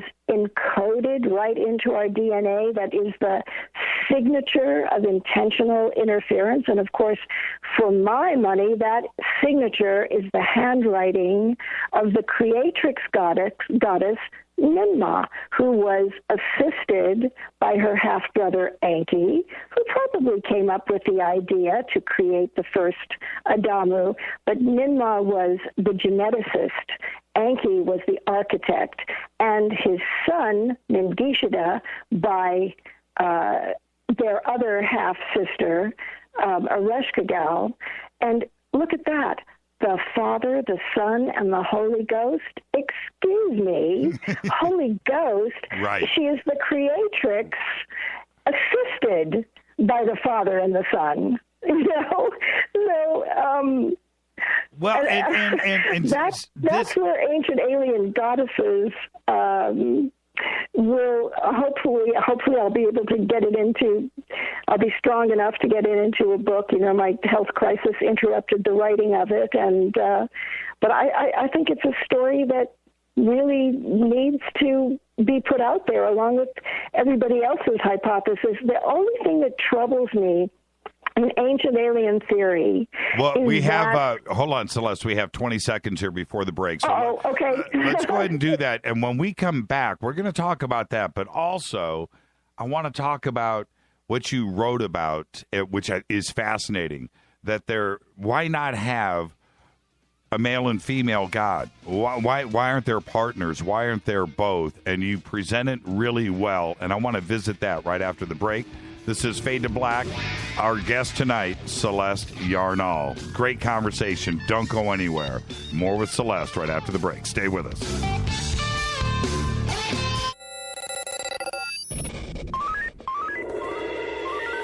Way out here, we listen to Jimmy Church. You're listening to Fade to Black. Always on the edge of the hottest alternative talk. Jimmy Church with Fade to Black. KGRARadio.com.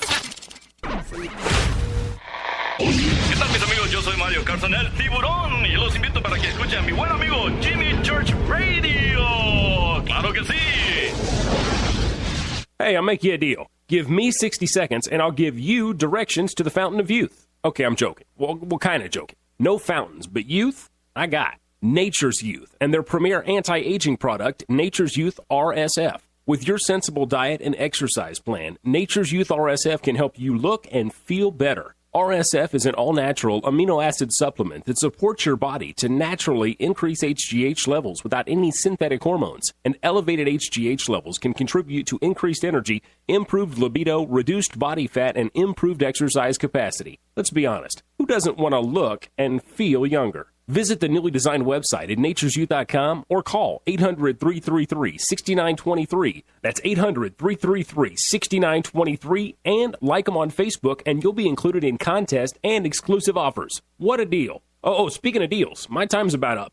800-333-6923 or naturesyouth.com. Who needs a fountain anyway? Call today. Did you ever turn to your radio for your favorite talk show to find that it's been preempted for this? In the air to deep right center. Back goes Lewis to the wall. And it's out of here! Or this? And I'm ashamed of you, Hillary, for voting for it. Do you have a favorite talk radio program that's not available in your city? Just go to TalkStreamLive.com for links to the best streaming talk radio shows. At TalkStream Live, you will find live talk shows 24 hours a day, 7 days a week. All your favorites are here. With such a large selection, you will also discover some new favorites. On the go and still want to listen? With the mobile smartphone, simply type TalkStream Live on your internet browser. Now you can take internet radio with you. You will also find hundreds of music, news, and sports streams. Best of all, the TalkStream Live directory is free and there's never a login required. Remember TalkStreamLive.com, the fastest route between you and your favorite talk radio show. You are listening to Fade to Black with Jimmy Church on the Game Changer Network. Oi, oi, I'm Reese Evans. You're listening to Jimmy Church. This is Revolution. The revolution will not be televised. The revolution is on radio. Ciao.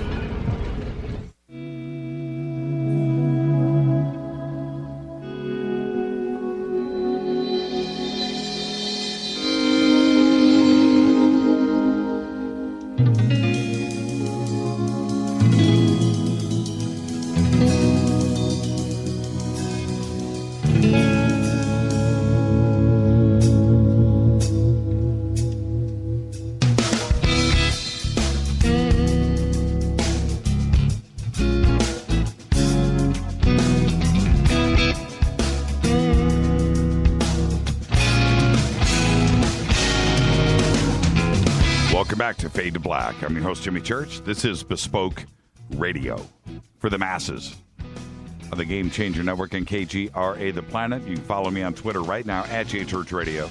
Use the hashtag F2B. Light up the sandbox. Celeste certainly has with her new theory about the orgasm as creating the universe. You should see Twitter right now, Celeste. It's amazing. It's absolutely well, I have to say one thing also about our sacred masculine men. It is all about partnership. We need you. We love you. The stronger you make us, the stronger you become. That is so critically important. It's about partnering with the gender of your choice. It's about joining your genius rather than your genes. It's about love, caring, compassion. It's about laying down weapons. It's about doing away with separation and uniting in oneness.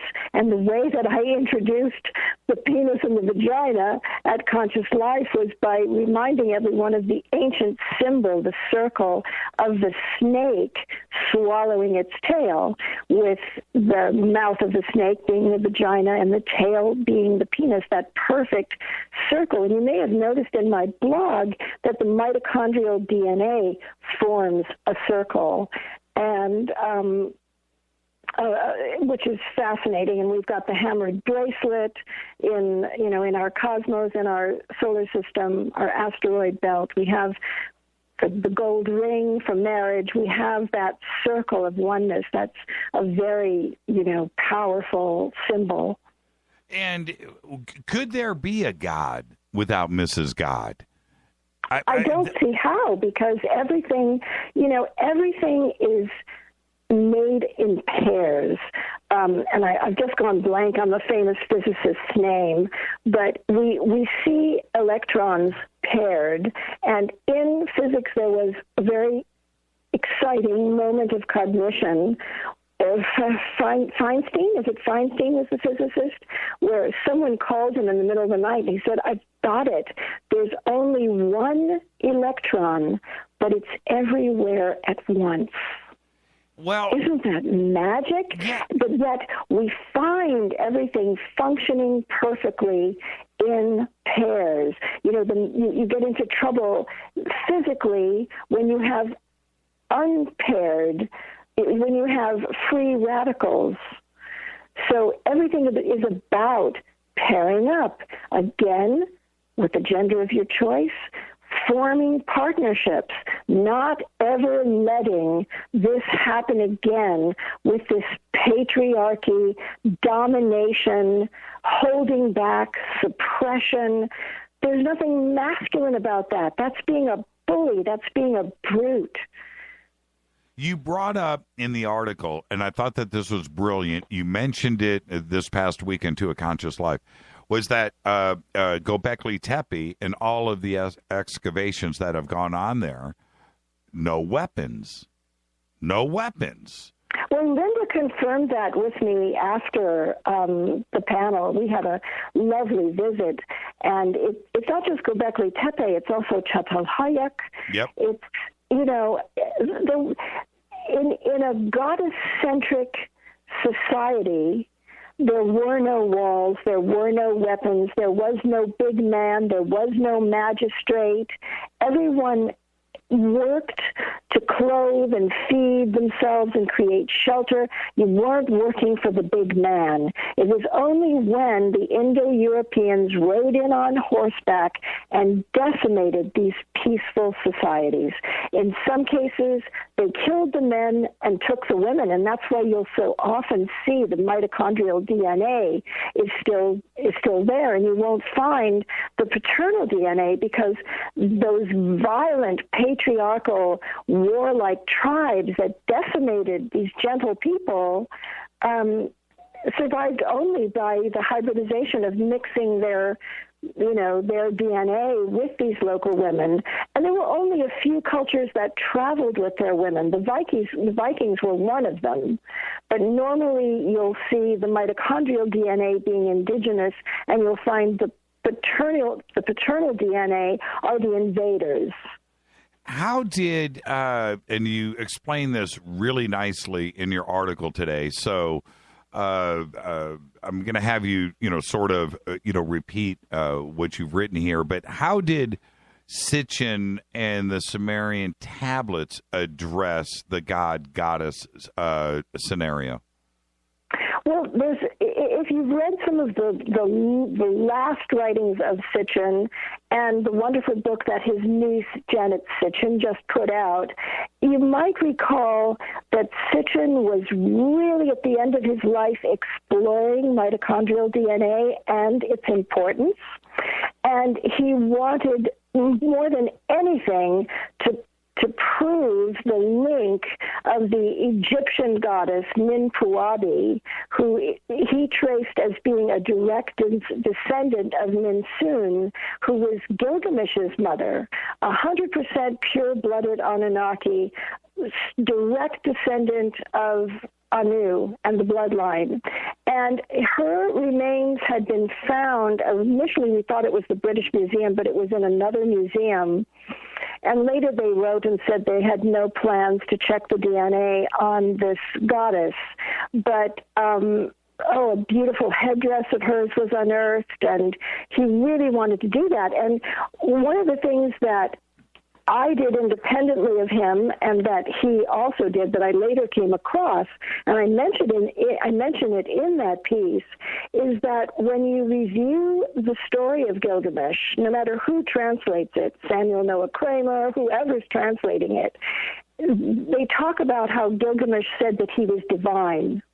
His mother, Ninsun, his father was immortal, and he said if that was correct, if that was his father and his mother was Ninsun, then he would be 2/3 divine. He would have his mother's DNA, his father's DNA, and then this extra portion of her mitochondrial DNA.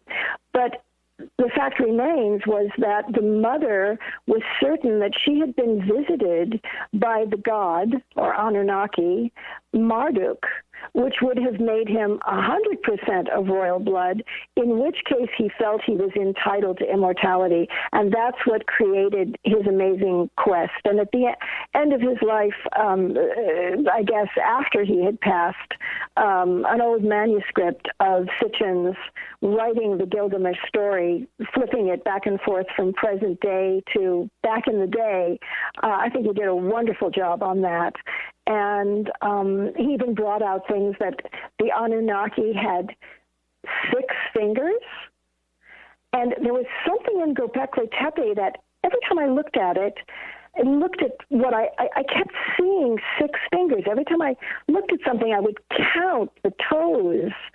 And the number 6, then having this extra digit, was really, really fascinating to me, and Sitchin mentions that in his version of the Gilgamesh story. But yeah, Göbekli Tepe is such a mystery, but really not a mystery or enigma at all. It was a goddess-centric society, and no matter who is digging there, let's face it, when people dig, and if men are digging, or a church is digging, they're digging in archaeology to support the church. They're trying to preserve their belief systems. With an independent college, university level, and there's women on the team, they're not going to cover up what they find. But for years, the cover-up of what has been found has erased the feminine face of God, the Mrs. God, or the goddess in her own right, which thrived in Anatolia, absolutely thrived. And we didn't see patriarchy raise its ugly head until the emergence of the seed waterer, which is Enki.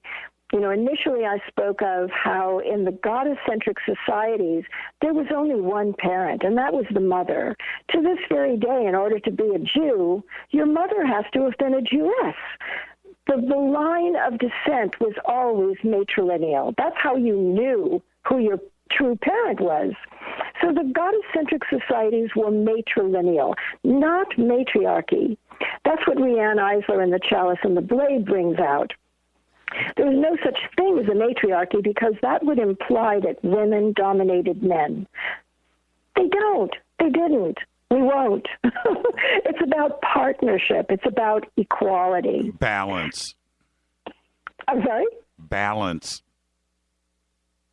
Alan? Balance. B-A-L-A-N-C-E. Balance. Yes. Balance. Absolutely. It's about balance and harmony. So patriarchy raised its ugly head, first off, when, this is my friend Julia Stonehouse from the UK, who's the author of Father's Seed, Mother's Sorrow. It's her brilliant reproduction theory, life's work, which shows this so clearly. I highly recommend this little ebook or her earlier paperback book, which was Idols to Incubators. We were idols and we women were turned into incubators because everything was stood on its head when men got the notion that the seed of life was within them and the woman was just the fertile soil that he planted the seed in. People don't realize this, but in the early days, the Greeks actually had the name for a Homo sapien was only a male. There was a whole other word in Greek for the female. She was a lesser being. And so all the way up to 1900, where you see so clearly women changed their names to men. It was father rule. Women were not educated, no right to inheritance. They were veiled, circumcised, the chastity belt. I even feel that women diminished in size because our body, minds, and spirits, from the telling of the horrible Eve story in Original Sin, which is just baloney from the get-go, that you recall that I told the story of how it was not until 1900 that some very brave scientists showed that within the ovary there were 23 chromosomes being contributed from the female and 23 chromosomes being contributed from the male. Now, we know that we contribute that extra little hit of the mitochondrial DNA, but we're just learning so much that chromosomes are made of light. 1960, Landrum Shettles, with the publication of Ovum Humanum, showed the first pictures of the sperm penetrating the ovum, and we didn't learn until then that there were two parents. But we have this hangover, especially in many parts of the world, where baby girls are being destroyed before they're born. I shared at Conscious Life that there are now 60 million more men than women, and this is dangerous. This is where you have bands of terrorist bachelors raping women in India. There has to be ever so slightly more women than men. Anyone who knows anything about animal husbandry knows that you need more women than men. So we're in a very dangerous, very precarious position right now, especially in certain parts of the world. You know, we're so much further ahead here in the United States, but then you just ask yourself, why are women still making 77 cents on the dollar to men? Why are there still so few women in certain occupations? It just goes on and on and on. But the only way, I think, I'm a person that I don't want to complain about. I don't want to blame or complain. I want to take action. Love is an action verb. I want to go into action. My feeling of how we go into action is by honoring the 9 months of pregnancy and epigenetics from here on out. Women and the fathers must whisper and download into the fetal tissue messages and belief systems that serve us, not messages and belief systems that are destroying the planet and setting the male above the female. And it's also in the woman's hands. It's up to her to raise a real man, not a bully. So it's very important that these loving belief systems and messages are downloaded into the fetal tissue, because at birth we know that 50% of, according to Bruce Lipton, 50% of that child's personality has already been formed in utero when that fetal tissue is in the frequency of theta. When the fetal tissue is in the frequency of theta, it's downloading information in the first person. It can't discern. It hasn't learned about in the first person yet. And at birth, the child moves into theta, which is the high frequency. That's when we can talk to extraterrestrials, we can talk to animals, we can talk to people in other galaxies. Theta is pure consciousness.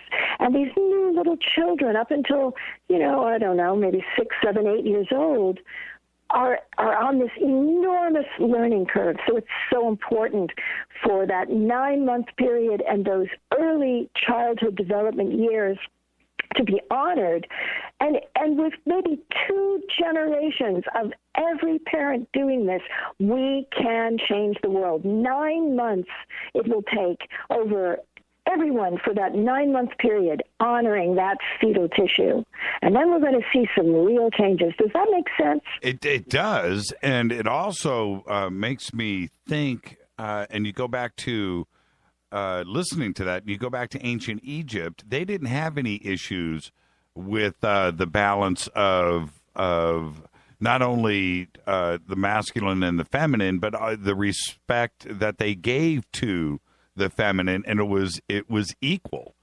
You know, that's correct. Women could inherit. Yes, absolutely. They could rule. They could rule. And they married their half sisters. You know, the Sumerians set the trend for marrying the half sister so they could get that extra dose, you know, of that mitochondrial DNA. They may not have known to the degree that we know, because it only came to the fore in the 1980s that mitochondrial DNA existed. Its existence was denied by patriarchy. They thought that there was only nuclear DNA, paternal DNA. They didn't even look at these little mitochondrions floating in the mitochondria of the cell, and that is where mothers to daughters in an unbroken line pass their mitochondrial DNA all the way back to the first, well, we'd like to call her the first Eve. There were probably the first 7 Eves and the first Adamus or Adams, the birth mothers. That's probably a whole other show we can talk about. We can talk about that. Right. But yes, that's that unbroken line. And here's where my work comes in, because I take that mitochondrial DNA off planet and back to Nibiru, just like Sitchin had wanted to do, but only through the line of Ninharsag, Tiamat, Ningishida, and Enki. And even more exciting, the mitochondrial DNA of the early hominid that Ninmah used. How can any historian not look at the Sumerian clay tablet where they see Ninmah, later named Ninharsag, Lady of the Mountain, hold up Adamu and say, "My hands have made it"?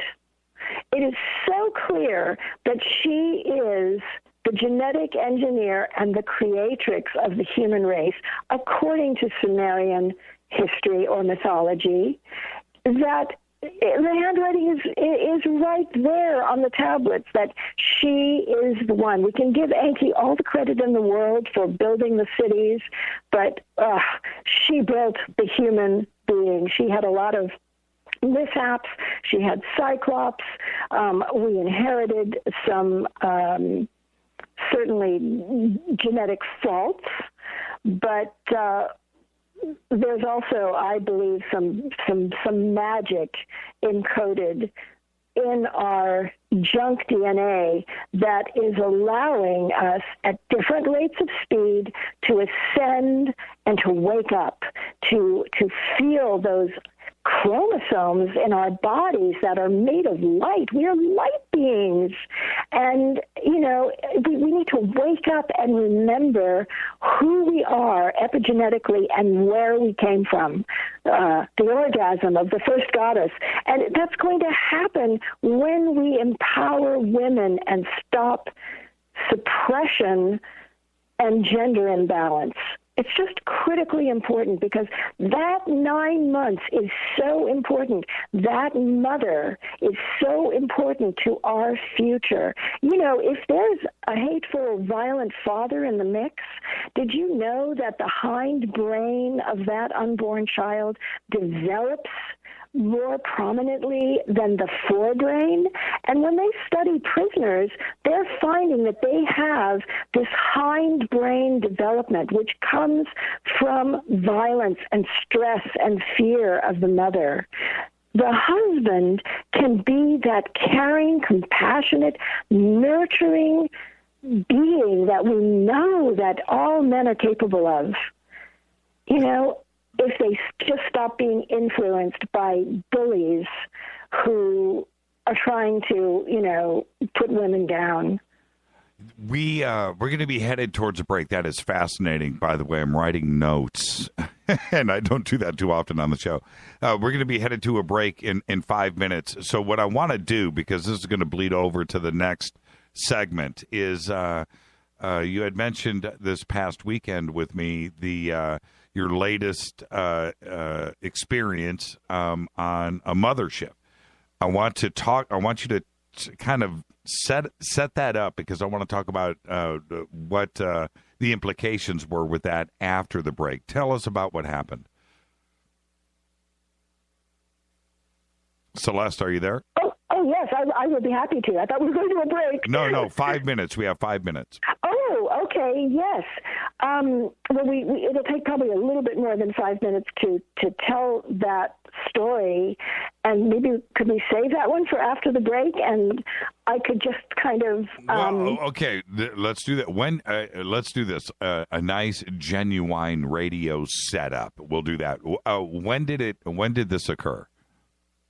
It occurred when I was diagnosed with stage 3 ovarian cancer last November 21st and had a big old 8-hour surgery with blood transfusions and survived all that and was saying no to the drugs and just going into my own meditative space.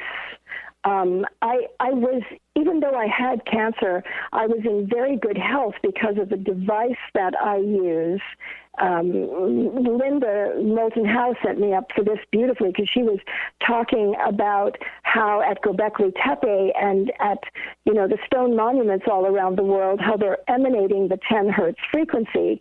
And I've been using a device for many years called Beamer, BEMER, artofwellness.beamergroup.com. I've been using this device that's based on the 10 hertz and 30 hertz frequencies that enhance my blood flow. So even though I had cancer, the rest of me was really healthy and really strong because of what this device had done for me.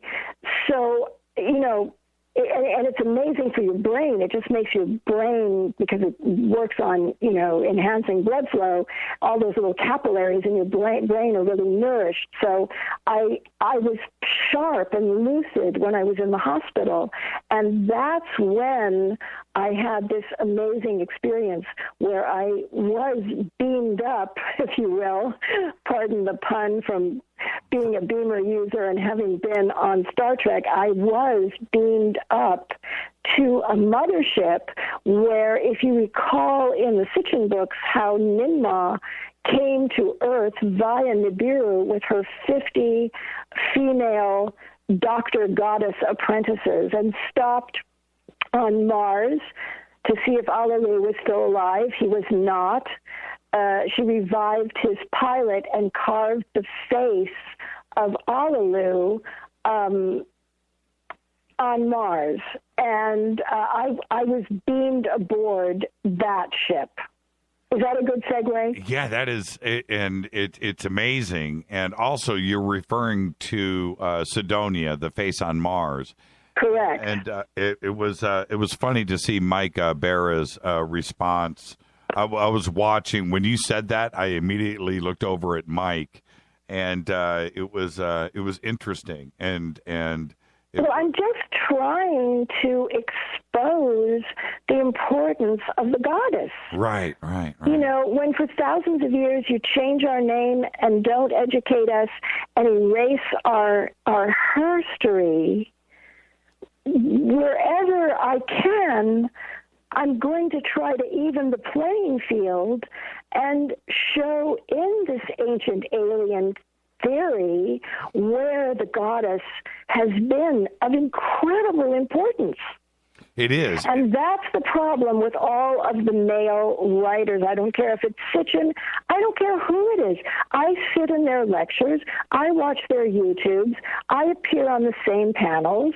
And with the tiniest of exceptions, Michael Tellinger will do it. He knows if I'm in the room and Louise is in the room, he's going to mention the goddess. Right. But, there wasn't anybody more powerful than Inanna. Let's face it. That's right. Okay, let's take a quick break. And this is Fade to Black. Our guest tonight is Celeste Yarnall. The ancient alien goddess is right here with us. Great conversation. I keep saying it, and I'm not going to stop. I'm your host, Jimmy Church. More with Celeste right after this break. Stay with us.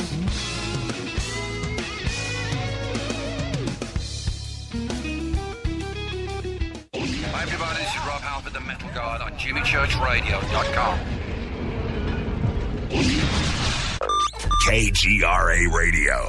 Intelligent talk. Why do people order Life Change Tea? Because Life Change Tea helps the digestive system. Life Change Tea helps the colon unclog. The tea also helps with high blood pressure, high cholesterol, and many, many other health issues. Life Change Tea also tastes great. And Life Change Tea is not just green tea. Life Change Tea is a unique blend of 8 different herbs that go to town, cleaning your body of harmful toxins, bacteria, and parasites. Our tea is number 1. Are you ready for your life change? Let the tea help you. Log on to our online store of helpful products to get your body on track. Log on to getthetea.com. That's getthetea.com. Or you can call us at 928-308-0408. That's 928-308-0408. Not all tea is equal. Read our website of all the factual testimonies that prove that Life Change Tea is working. Health is important, and our quality of life is very important. Don't wait to order. Expect a life change with Life Change Tea at getthetea.com.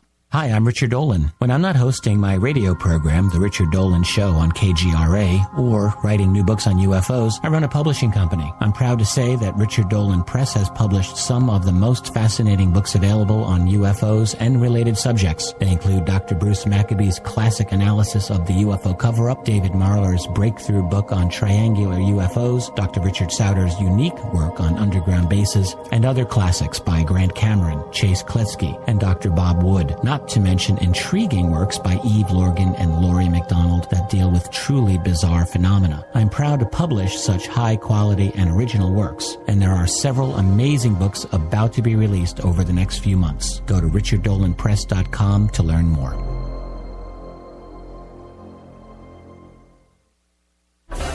Did you know that when you're on the road with limited data or Wi-Fi available, you can still listen to every minute of Fade to Black by just calling 605-562-4482. No smartphone, app, or internet needed. It saves your data plan and no extra cost if you have unlimited minutes. Just call 605-562-4482. You can listen to me, Jimmy Church, on any phone, anytime, anywhere. Go Beckley Tappy.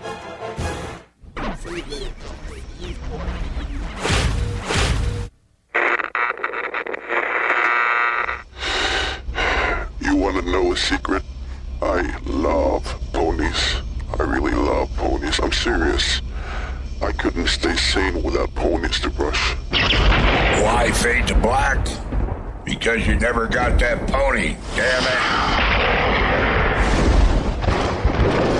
it. This is Fade to Black with Jimmy Church on the Game Changer Radio Network and KGRA, the Global Radio Alliance.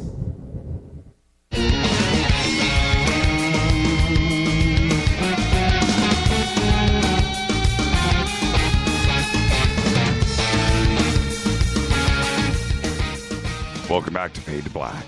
I'm your host, Jimmy Church. This is Bespoke Radio for the masses.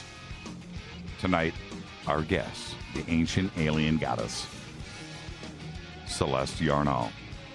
And now, Celeste, normally I take calls in this. Do you want to take some calls? Yes, but let's talk about the mothership first. Yes, because the phone lines are light. Normally we do this right now. And they're lighting up, and so you know what? Celeste says yes. Celeste says yes.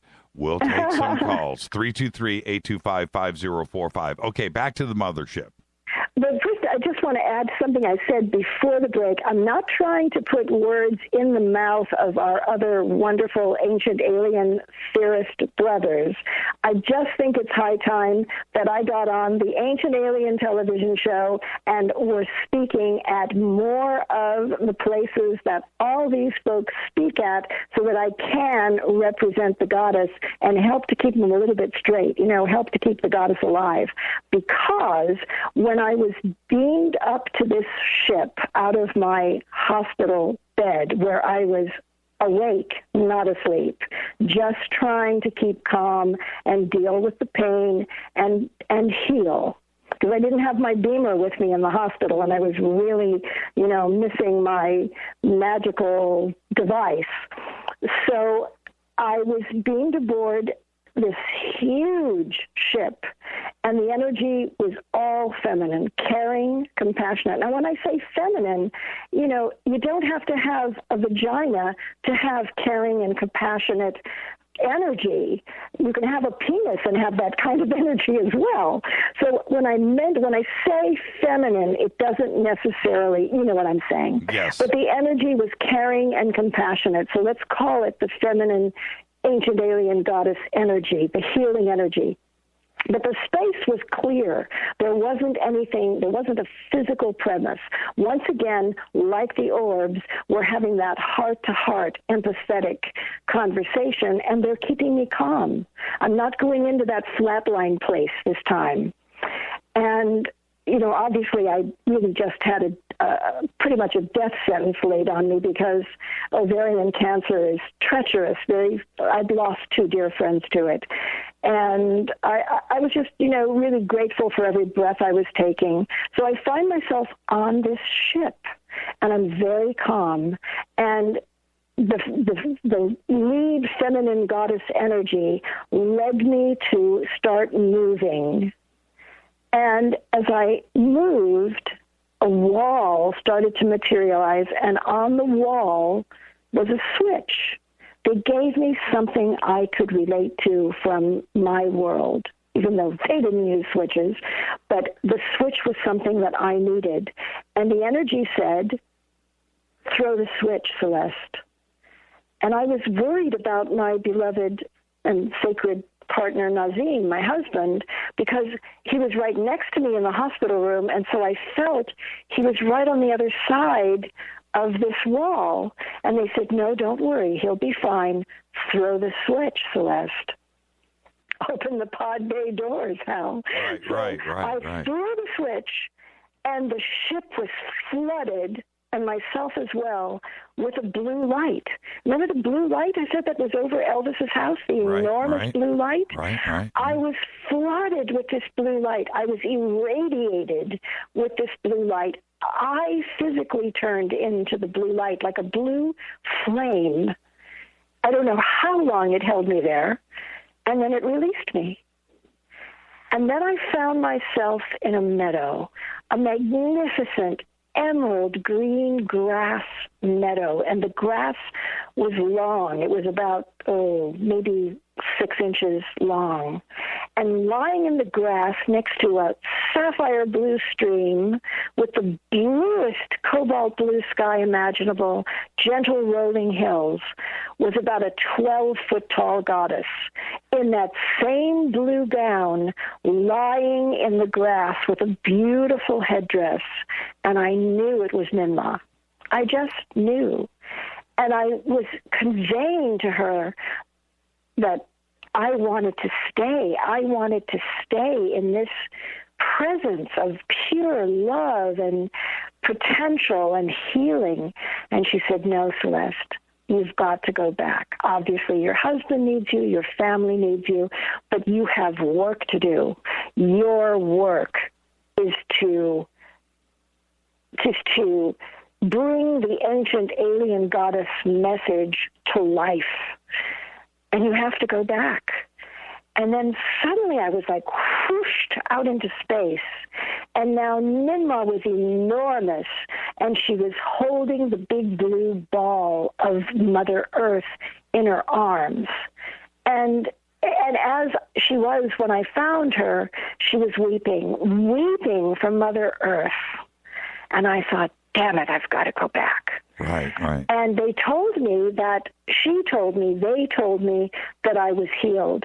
It wasn't too long after that the brilliant surgeon came in and said, Celeste, I got it all. I got all your cancer.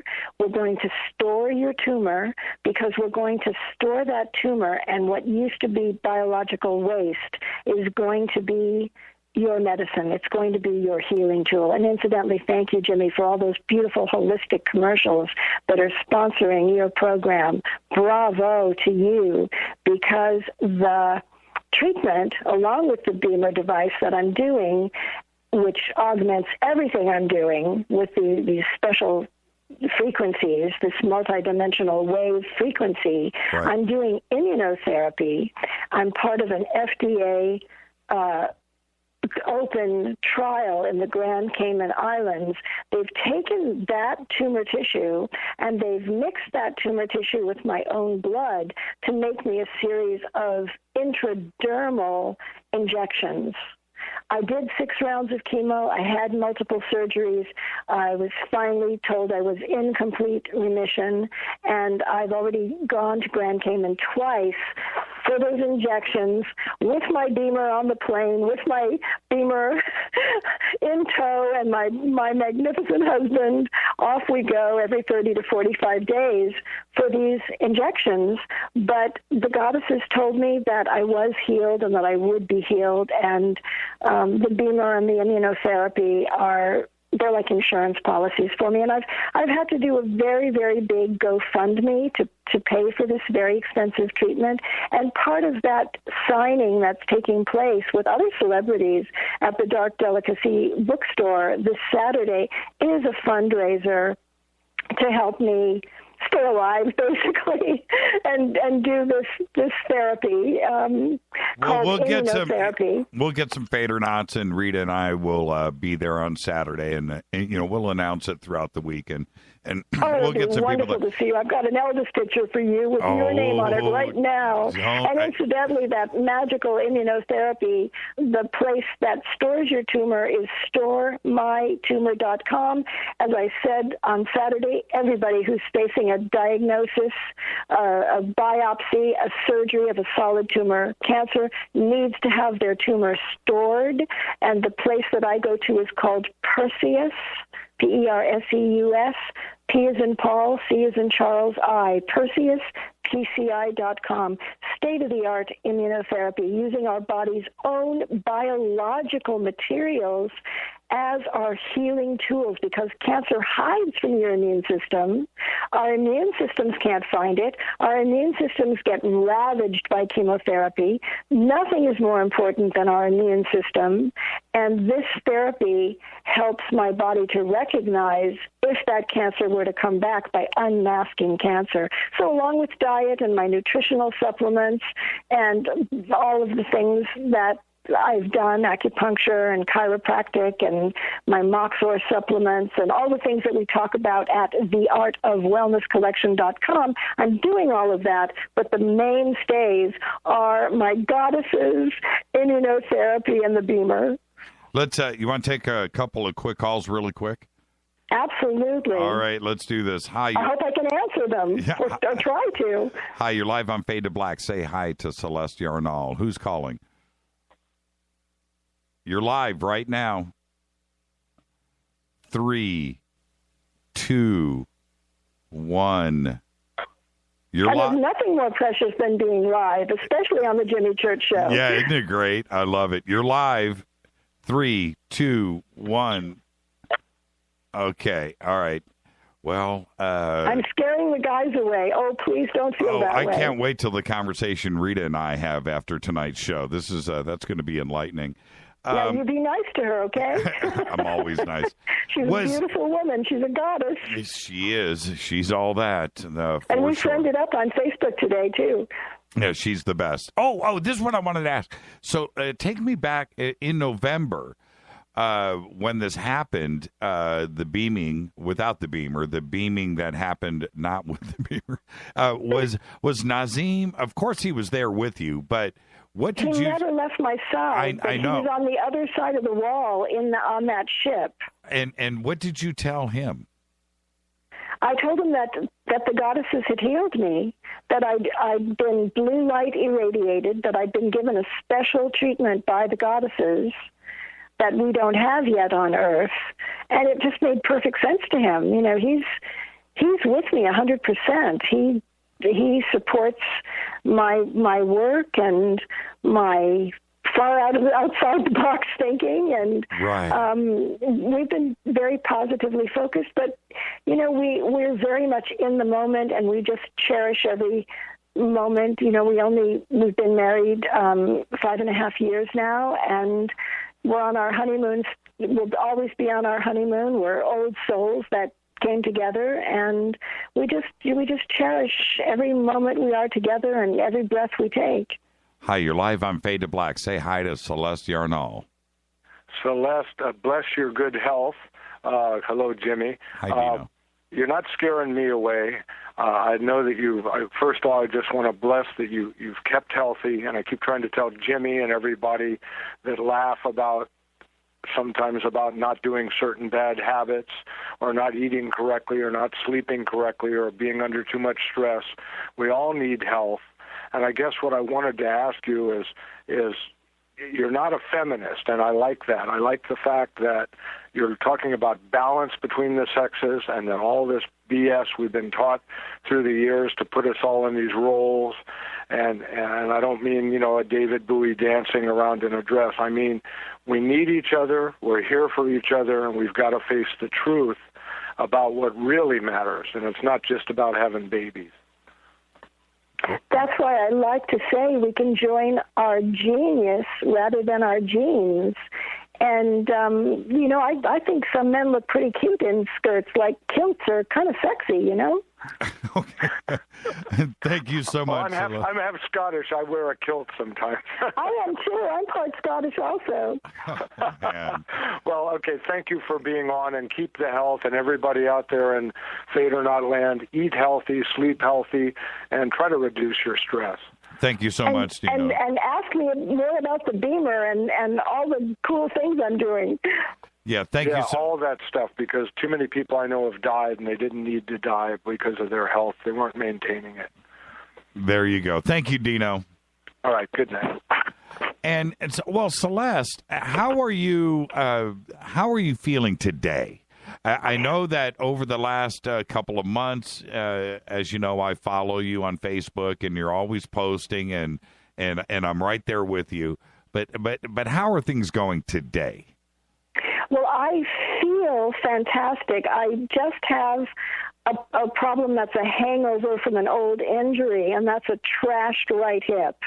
And I'm going to, as soon as I can get through the immunotherapy, be looking at stem cells and possibly, if all else fails, a hip replacement, because as a dancer and a runner and a high-impact aerobic maniac, I really just blew out my hip and my lower back. So, you kind of saw me hobbling around a little bit. That's nothing to do with the cancer so much, except for the terrible year of inactivity and 2 huge surgeries and 6 rounds of chemo and a couple of extra, I don't even want to think about it, but, the downtime really messed with my fitness level, but I feel fantastic.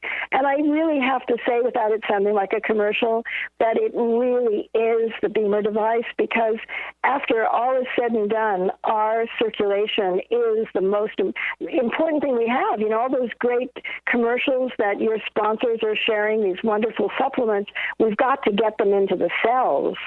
So that's what I focus on with that device, is to get the nourishment, the oxygen into the cells and get the poison out. And that's how my body helped to eliminate the toxins from the chemo, which incidentally I vowed I would never do, but I had a very high-grade cancer, so we did have to drop the nuclear bomb on it.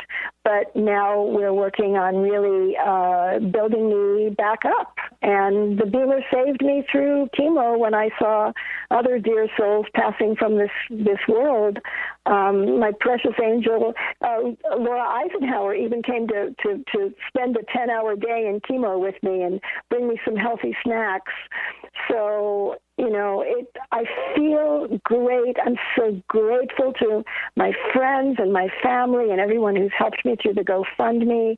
And cancer has been really an amazing experience. There's so much that's good about it that, you're given, if you can survive, you're given another chance to do good in this world. So I'm all about being of value and empowering men and women towards this 9 months to save the world and the return of an egalitarian society based on love and light.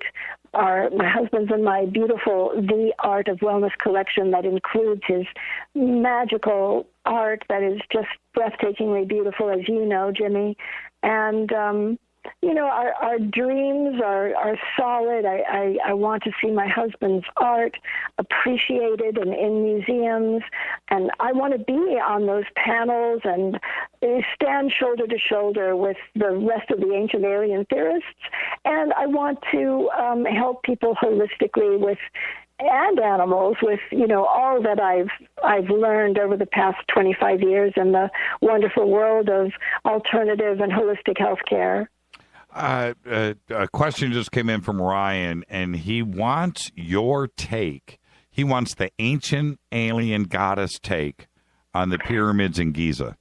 Well, my take on my take. Well, I'm a Sitchinite, so I believe that the Anunnaki built them just as Sitchin outlines, that they needed that anchor point, to anchor with so that they could land. I think they were power plants. I don't think they were ever tombs. I think I would have to say that I would agree more with Graham Hancock as to how old they are. I'm with it. I'm pretty much with everybody on the thinking of, the capstone being probably much like a crystal. They're just the Anunnaki were such advanced beings and had, so much technology that maybe our minds can't even go there yet as to how they did this. I love Michael Tellinger's work that, everything being with frequency, the importance of frequency. I think that's why the beamer resonates so much, is those frequencies, the alpha frequency, the delta frequency, the theta frequencies. We are beings of frequency, and we view ourselves as solid, humanoids, but we're also beings of light with chakras and etheric doubles and so much more than what we can see. We're telepathic. Our mitochondrial DNA takes us all the way back to Nibiru. There's pyramids, no doubt, on Mars. The shape of the pyramid is critically important. I've got pyramids all over. I have a pyramid. I have a brass pyramid over our bed with crystal joints in it. They are the power plants of Giza. I agree with everyone except maybe Zawi Hawass, who thinks that, Egyptian peasants built them. Yeah, you're probably right there. I'm with you. This is what I think. I think the Egyptians just inherited them. When Upper and Lower Egypt joined and the dynastic period started, right, they were already there. Absolutely. They were already there. At least 10,500 years old. At least. They look the same now as they did then. So there's no telling how long that they have been And there. the Sphinx was probably carved in the image of Ningishida originally because, Enki became Ta, Ningishida became Thoth, Marduk was Ra, Isis was a Marduk daughter-in-law. So, yeah, gosh. Yeah. Fascinating stuff. I think my brain will explode some days. Well, now, and somebody just asked, Eric just wanted to know about the beamer device that you've been talking about. And before we get there, do you want to hang on for a few minutes after this last break, maybe another 10 minutes? Are you up for it? Sure, okay. Sure. All right, so then let me ask you this. It is fascinating that before you brought up the beamer device, and when you mentioned it this weekend and the whole 10 hertz thing started flying through my brain, the 10 hertz resonant frequency has been talked about with megalithic structures around the world for a long time. This is not anything new. This is something that has been talked about a lot, and 30 hertz too as well. And so for you and the beamer, what is that? When you brought up 10 hertz, immediately my brain exploded. I mean, I just couldn't believe it, and it's not a coincidence. So what is the beamer device? Is it I'm going to look it up here on the net as you answer this. Don't look it up on the net because there's some very nasty people that have put out some bad PR because they're competitors with a very old-fashioned device. I'm trying to set the record straight on my theartofwellnesscollection.com. I've got PubMed studies. Beamer has entered into an agreement, an R&D agreement with NASA to put the Beamer technology in space. You'll love this, into an undergarment that will look like, I'm surmising that it will probably look like a Star Trek undergarment onesie, kind of a suit, right next to their skin. And into the fabric will be woven or embedded, or however the technology is designed. They'll put this Beamer, patented, 5 international patents, this multidimensional wave signal that uses the frequencies of 10 hertz, which are also measured in microtesla, and 30 hertz. And they'll put that technology right into the fabric, and what we call our Beamer control box will be reduced probably down to the size of a little iPhone, so that the astronauts can have right next to their skin the Beamer's multidimensional patented wave signal. And I think you can imagine what effect that frequency, I have to be very careful what I say, especially publicly, because Beamer is going for full FDA approval right now, and there's only certain things that I can say or write about publicly because we want to be FDA compliant, but it is the greatest thing since sliced bread. My actual website is artofwellness.beamer, B-E-M-E-R, group.com, but I'm trying to make it a little easier to explain because all we've got on my website is the product information, and I've written quite a few blogs at theartofwellnesscollection.com, and people can write to me, Celeste at artofwellnesscollection.com, and I'll send everyone personal information, YouTube presentations, doctors' material. It's just amazing. It's truly saved my life. I'm certainly allowed to share my own testimony, and I don't think that I'd be here without it. You know, we've got 45,000 different diagnosable conditions in medical science, and you tell me one that won't benefit by enhanced blood flow. How the heck are you going to get nutrients, medical products, oxygen down into your microvascular system if you don't have good blood flow? It's a high-tech looking device. Oh, it's really. It was discovered as an aha moment at the Max Planck Institute. So it has powerful physics with it. It's been tested for 17 years at the Institute of Microcirculation in Berlin under the directorship of Dr. Professor Physicist Rainer Klopp. We've got actual blood flow videos inside the circulatory system into a system where the microvessels are half the size of a human hair. I've got great stuff to share, but I kind of need to do it to stay FDA compliant on a one-on-one basis. If you guys will indulge me with that, I'll stay up till all hours trying to answer email and get everybody the information they need so that they can evaluate it for their own lives. It's for animals. It's for entire families, and it's been designed to virtually last the rest of our lives, because if Beamer has any upgrades into the future, there's a USB port, and it could be upgraded with just, a little stick. So all the parts are replaceable. It's brilliant, absolutely brilliant, and I'm so thrilled that I listened to the person who shared it with me, because, how will you ever know you want something in your life unless you say yes and take the time to learn about it? So that's the takeaway message. Say yes and learn about it later. Yeah, who said that? What isn't that? Yeah, who's the guy that owns Virgin? Yeah, it was Branson that said that. All right, let's take a quick break. Celeste Yarnall is our guest. I am your host, Jimmy Church. This is Fade to Black, bespoke radio for the masses. Yeah, I'm checking out the beamer here. This is from the set of Star Trek. It's pretty high tech. Yeah, it's pretty cool. It's pretty cool. Dr. McCoy would love it. Yeah, totally. We'll be right back. More with Celeste right after this. Taking your calls, 323-825-5045.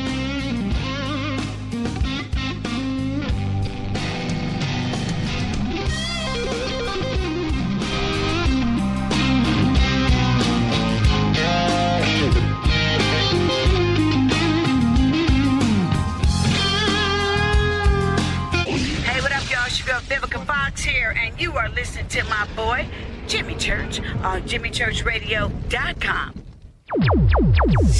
Despite popular opinion, reading a book will not make you smarter. But listening to Jimmy Church will. Another winter, another cold and flu season. This year, try Sweet Annie's Herbs FACS formula. FACS means flu, allergy, cold, and sinus relief. Vitamin C, echinacea, golden seal, and propolis. Nature's antibiotic and antiviral remedy. Karen from Springfield says, amazing product, a miracle worker for me. Go to sweetannie.com and order FACS today. Use promo code TALK for free shipping. This statement has not been evaluated by the Food and Drug Administration. This product is not intended to diagnose, treat, cure, or prevent any disease. Imagine no longer being tied down to your computer, but having the freedom to take live talk radio with you anywhere you go. TalkStream Live introduces our first ever iPhone application. The talk shows you follow now follow you, and your iPhone is now the fastest and easiest way to stay connected to the best talk radio on the internet. Listen to live talk shows 24 hours a day, 7 days a week. TalkStream Live, now available in the iTunes App Store. Hello, Fadernauts. Are you looking for the ultimate Bluetooth speaker system? Well, check this out. The Studio Dome surround sound system, featuring the Studio Dome 1 SD1 and the Studio Boombox SBB wireless Bluetooth speakers, is the perfect way to get surround sound without all of the cable headaches. With its own hard shell custom carrying case for taking your surround sound experience on the go. Each hard shell case comes packed with an SBB, 2 SD1s, cables, and power. It's just $99, and you use the promo code Jimmy, and you get yourself some free shipping. Once again, Studio Dome brings you the best deal on the net. Anywhere. Just go to the Studio Dome banner, JimmyChurchRadio.com, promo code Jimmy. Go Beckley Teppy.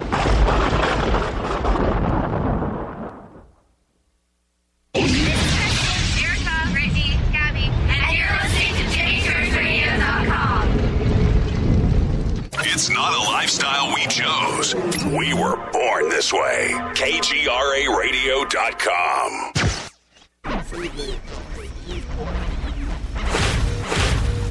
This is KJCR at JimmyChurchRadio.com.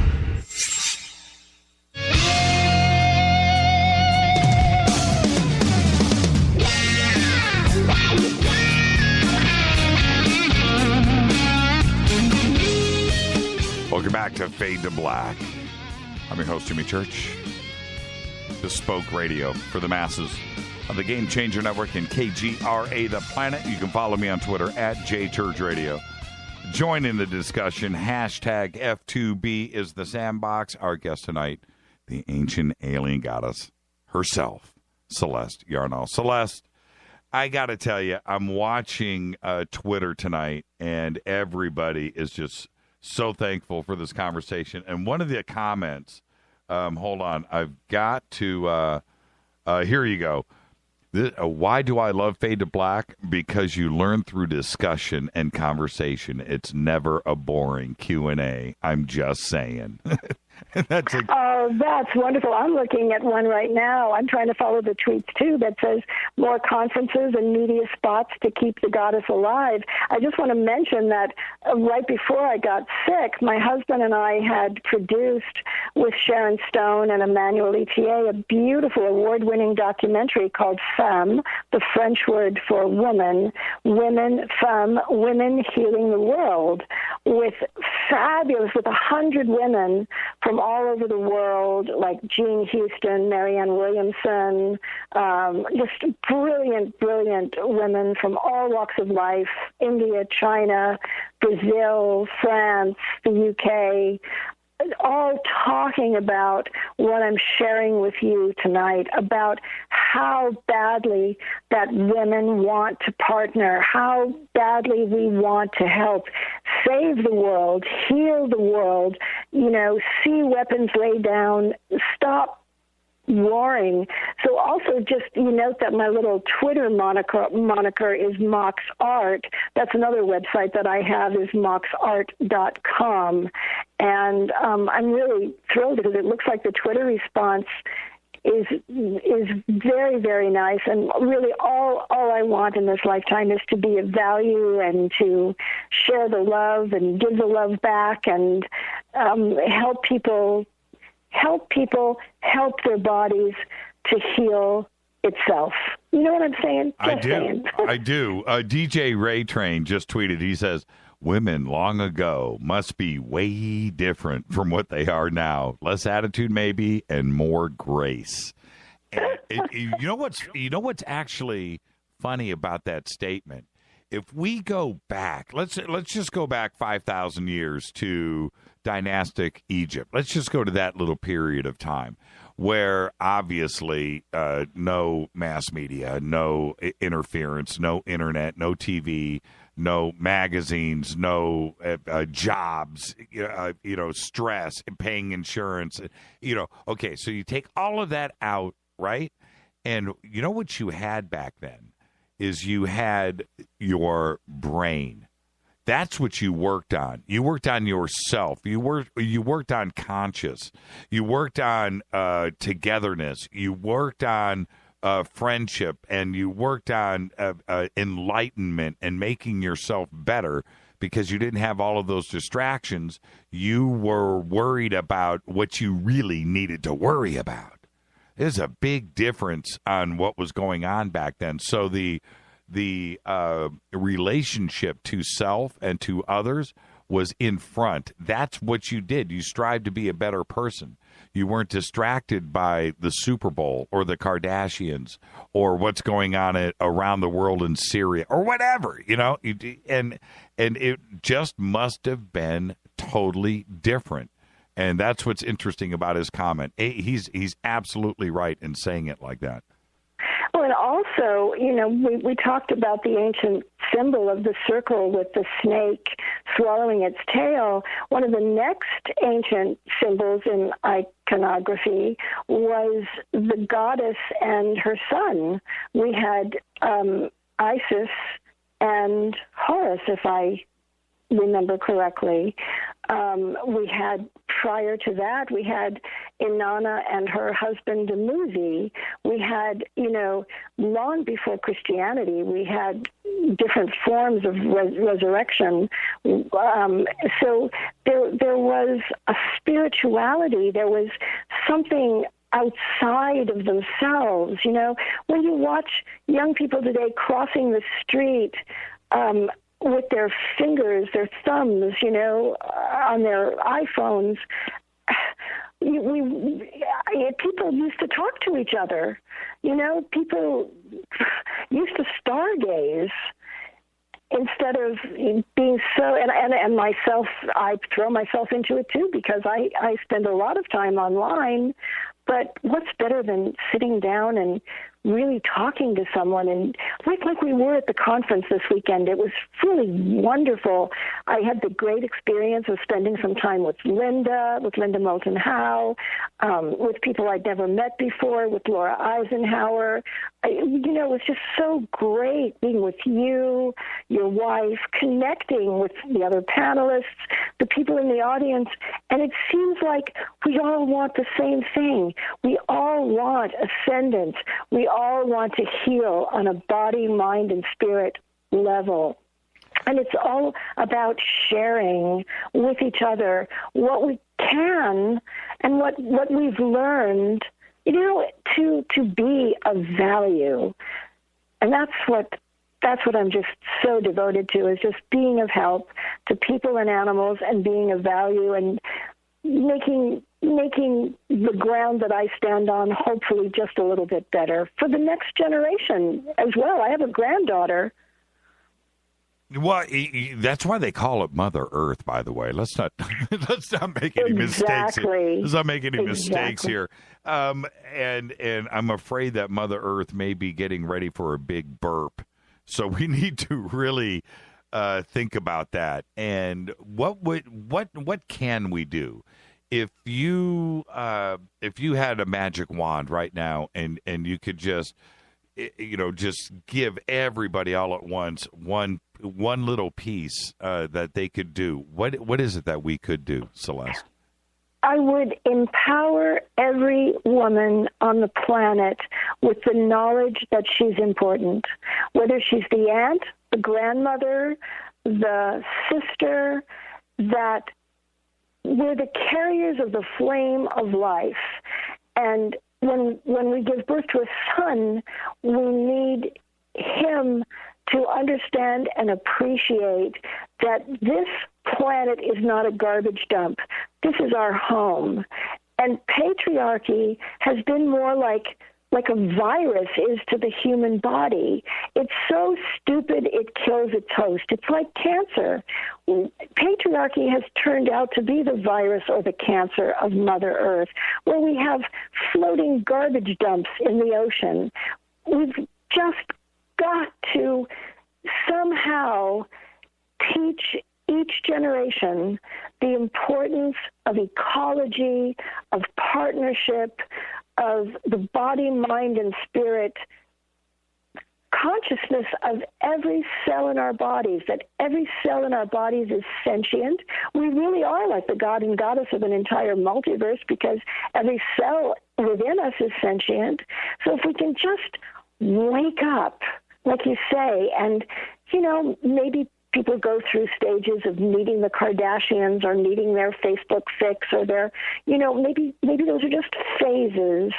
But to know that there is a way that we can help and heal each other and help heal ourselves by knowledge, by learning, by sharing, by caring, by compassion, and really by our beautiful sacred male brothers, by their honoring women.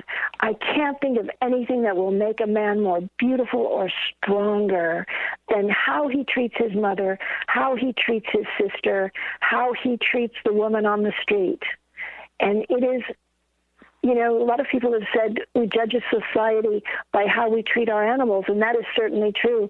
But we can also judge our society by how we treat our women, our mothers, our sisters, our daughters, the givers of life. So that's probably one of the powerful takeaway messages I would love to share with the men that I love out there. And I know you stand with me, and I know that the stronger you become, the stronger I'll become. Thank you so much, Celeste. You're such an inspiration, and I'm serious. And and before I say goodnight, and thank you so much, and give my best to Nazim, is you and I took a picture with Linda when we gave her the Lifetime Achievement Award, and it's you and Linda and myself. And I put underneath it, and I'm serious, I just said, look, it's me and my two heroes. And I mean that so much. Thank you, Celeste. I love that picture. Nazim took that picture, and I just love it. Linda is so fabulous, and you are so fabulous. And I'm just honored to stand shoulder to shoulder with both of you and with all your beautiful listeners. And Nazim sends his blessings of love and light and the art of wellness, yeah. And we'll see you this Saturday, okay? Well, I hope you'll be there. I can't wait to give you a big hug and your wife as well. Love, love, love to everybody. Thank you so much. It's Dark Delicacies, 3512 West Magnolia Boulevard, right here in Burbank, California, this Saturday, the 27th. I'll be there. I'll be there with Rita. Come on out, hang out with Celeste, and let's give Celeste some support. And you know what? Let's go collect some autographs, too, and have a good time. I'll talk to you. Fantastic. Thank you so much, Celeste. Have a great night. Give our best to Nazim, and we'll see you in a couple of days. Great. Good night, everyone. Thank you so much. Celeste Yarnall, everybody. That was, seriously, an inspiration to us all. And I meant that. I did kind of throw her under the bus. But it's funny because, and just let me say this, that last year when she said, I want to get on Fade to Black, right after that, she got sick. And she was in and out of the hospital last year, and we were communicating and stuff on Facebook, and my point is, she's such an inspiration. She, her and Nazim, he's there. That's it. They're posting pictures and giving us updates on what is going on, and she, she got better, and then she got sick again, and then she got better, and then boom. She was able to come out to Conscious Life and come onto the panel, and she looked great, and hang out with us this weekend. And it was just, like I said, just an absolute inspiration. And when you throw on all of that, you sprinkle a little Elvis and everything else, her knowledge is nuts. It's crazy how much she knows. Her links, and you should go and read right now, ancientaliengoddesses.com. The links are at Jimmy Church Radio. Go and read her blog. It's a game changer. Thank you so much, Celeste. An absolute inspiring conversation tonight. And I just got to say, watching everybody's response, Nancy, you're funny, by the way, but that we learned something from a conversation, and that is what's most important. All right. Email is jimmy@jimmychurchradio.com. You can follow us on Twitter at jchurchradio. And I got to get to some of this news that you know nothing about. Over the years, the number of detainees held at the U.S. Detention Center at Guantanamo Bay, Cuba, has fallen from hundreds of individuals to just 91. Now, if President Barack Obama is able to push forward a long-anticipated plan that he has been talking about for 8 years, by the way, to shut down the facility, that population could fall to zero. He announced today his intentions to see the remaining detainees transferred to prisons on U.S. soil. Now, before you go into a panic attack, I think it should happen. But if he intends to shut down Guantanamo, if it does actually happen. Of the detainees, 35 have already been ordered to be released to third-party countries, which is a mistake, and just a handful have had charges brought against them, also a mistake. But many of the others remain in legal limbo, held without charge but periodically reviewed to determine whether they are eligible to stand trial. Now, as we go back, I don't know what determined, somebody to be, shipped out of Afghanistan and or wherever. Most of them were from Afghanistan, Taliban, to Guantanamo. Don't know. All right? I don't know what that issue is. Don't know. I don't know at this point if it matters. Look, I'm a human being. Being in jail sucks. But whatever caused that to happen and go to Guantanamo was something else altogether. I think everybody should stand trial. That's what I think. All right? There was a war going on, Taliban, bin Laden, and everything else. I don't know. I don't know. But I don't know if bringing them to the United States or taking them to a third-party country or anything like that is good either. Me personally, if they're there for a reason. Have them stand trial because we said that they committed a crime. But keeping somebody held forever since 2001, 2002, most of them, 2003, right? Well, that's a long time. 13 years without a trial. It's not what we stand for here in the United States. So I think that they need to stand trial. and I don't understand why. What the big secret is. Keeping them off of U.S. soil then brings in that whole other. They don't have any rights. They don't have anything. They're not inside this country. They're not in their own country. There's nothing there to support them, and they basically become forgotten. So that is what we run this country on, and I think they should bring charges and go to trial. That's me. All right. Don't kill the messenger. All right. The field of artificial intelligence is already one of the busiest in all of computer science. I talk about it all the time. Some people are afraid of AI, some people aren't, and it's kind of funny because we had Nick Jankel on the show the other day. He's like, man, it's no big deal, and then, you speak with William Henry or other guys that research AI and AR, by the way, too, as well, and transhumanists. It's right here, man. It's right now. Kurzweil says 2018, man. It could happen as early as then. Well, now, this week, IBM and XPRIZE announced a global competition inviting tech teams to develop and innovate AI systems for the benefit of all mankind. Now, check this out. At stake, 5 million ducks quacking in the pond in prize money. Starting in 2017. Tech teams will go head-to-head at IBM's annual World of Watson conference to present their projects. Then, in 2020, 3 finalists will take the stage at the ginormous TED 2020 conference to deliver their competing full-on TED Talks promoting their particular vision. The ultimate winner, 2020, will get a cool $5 million cash prize for additional funding for their AI research. 2 years after Kurzweil. Yeah, it's going to be interesting. To some, I don't know if you guys have heard about this, but I listened to the audio. And, okay, because it actually happened here in Burbank, too, as well. And I never mentioned it here on the show. But to some, it sounds like a giant flute being played off pitch. To others, faulty car brakes or a steam whistle echoing in the distance. Listen to me. Descriptions of the shrill noise-piercing quiet nights in Forest Grove, Oregon, run all over the place. But those who have actually heard it seem to agree on one thing, that it is gnarly. It's awful.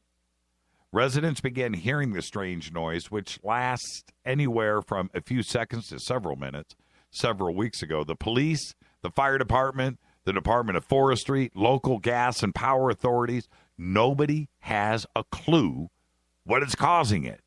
The closest train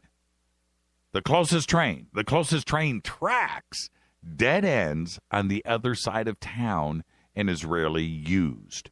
Now, here, and anybody can tweet Rita. Rita's going to mention this right now. Here, about 3 months ago, we had a whistle blowing or something like it, because I heard the tape. I heard what this sounded like.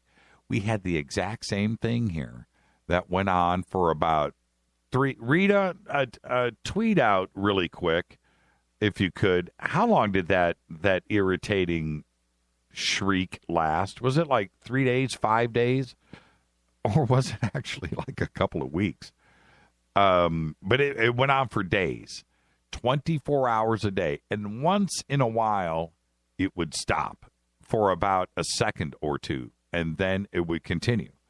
And then a couple of times it stopped for a few minutes, and then it continued. What was strange about it, no mention on the news. I was always looking out the window, looking over out the backyard, trying to see at night, trying to zone in on what direction it was coming from, and it seemed like it was like 360 degrees. But there were moments when I could kind of zone in and hear what direction it was coming from, and I would try to look. I actually drove one day trying to find it. No emergency trucks, no maintenance vehicles, no police, no fire trucks, nothing. I couldn't find anything out there anywhere. And I was picturing like a leak in a pipe, or something. That's what it sounded, but it was loud. And nobody else was complaining. Nothing on the news. I couldn't believe it. Yeah, it was bizarre. So when I went and heard this from Oregon, from Forest Grove, it sounded exactly the same as what we were hearing here in Burbank. But again, nothing in the news, nothing in the media, nothing at all. Very bizarre, very bizarre. The North Korean state media this past Sunday confirmed that the country has a new military chief following early reports in Seoul that the former holder of the post had been executed. Ri Myung-soo, former People's Security Minister, was referred to as chief of the Korean People's Army General Staff when the Korean Central News Agency reported on an army exercise on Sunday. His predecessor, Ring Yong-gi, was reportedly executed earlier this month in what would be the latest in a series of purges and executions of top officials. Man, he's nuts. That's all I got to say. And one would have to. This is what I'm thinking. I'm guessing here that if I'm part of the military over there, if I'm in some kind of control, I would have to wonder if I'm next, right? Okay. You can't step out of line. You can't have anything in your back. Are you next in line? And do you honestly, at some point, just take him out? I'm just saying, to end that kind of madness, that's a bizarre situation going on over there. I'm feeling strange about Korea. I really am, North Korea. A potentially lethal radioactive industrial scanner spirited away from one of the Iraqi oil facilities last November has been recovered after thieves failed to put it to use and decided to dispose of it instead. You know what they did? They dropped it off on the street. The device, used to test pipeline integrity with gamma radiography, contained up to 10 grams of iridium-192. It's an isotope of iridium. When it was found next to, check this out, a gas station in Zubair, a town outside in the Basra province in Iraq, still in its original laptop-sized casing. They didn't even tamper with it. Had a big label on the outside of it, by the way. Touch this and you die, basically, is what the label said. So I guess that they just didn't want to mess with it and left it on the side of the road. In the early years of the Obama administration, do I have time to get this in? Do I have time? I might. The United States developed an elaborate plan for a cyber attack on Iran in case the diplomatic effort with its nuclear program failed and maybe led to a military conflict. Now, this is what they decided to do. The plan, codenamed Nitro Zeus, was designed to disable Iran's air defenses, communication systems, and key parts of its power grid, and was shelved, at least for the foreseeable future. It is still active, though, after the nuclear deal struck between Iran and 6 other nations last summer was fulfilled. The existence of Nitro Zeus was uncovered in the course of reporting for 0 days.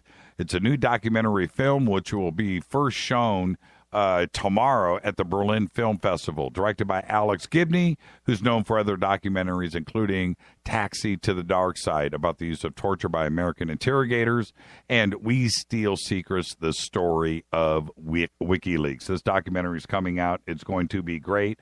In the meantime, I'll say this. This has been Fade to Black. I want to say very special thanks to Celeste Yarnall, the ancient alien goddess, for spending 2.5 hours with us and you tonight.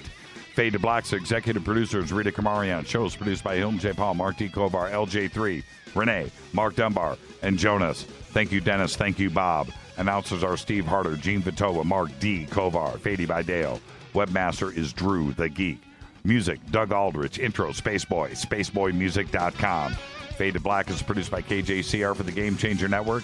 Syndication by KGRA The Planet. Tomorrow night, Adam Ambrose and his life story of ET contact.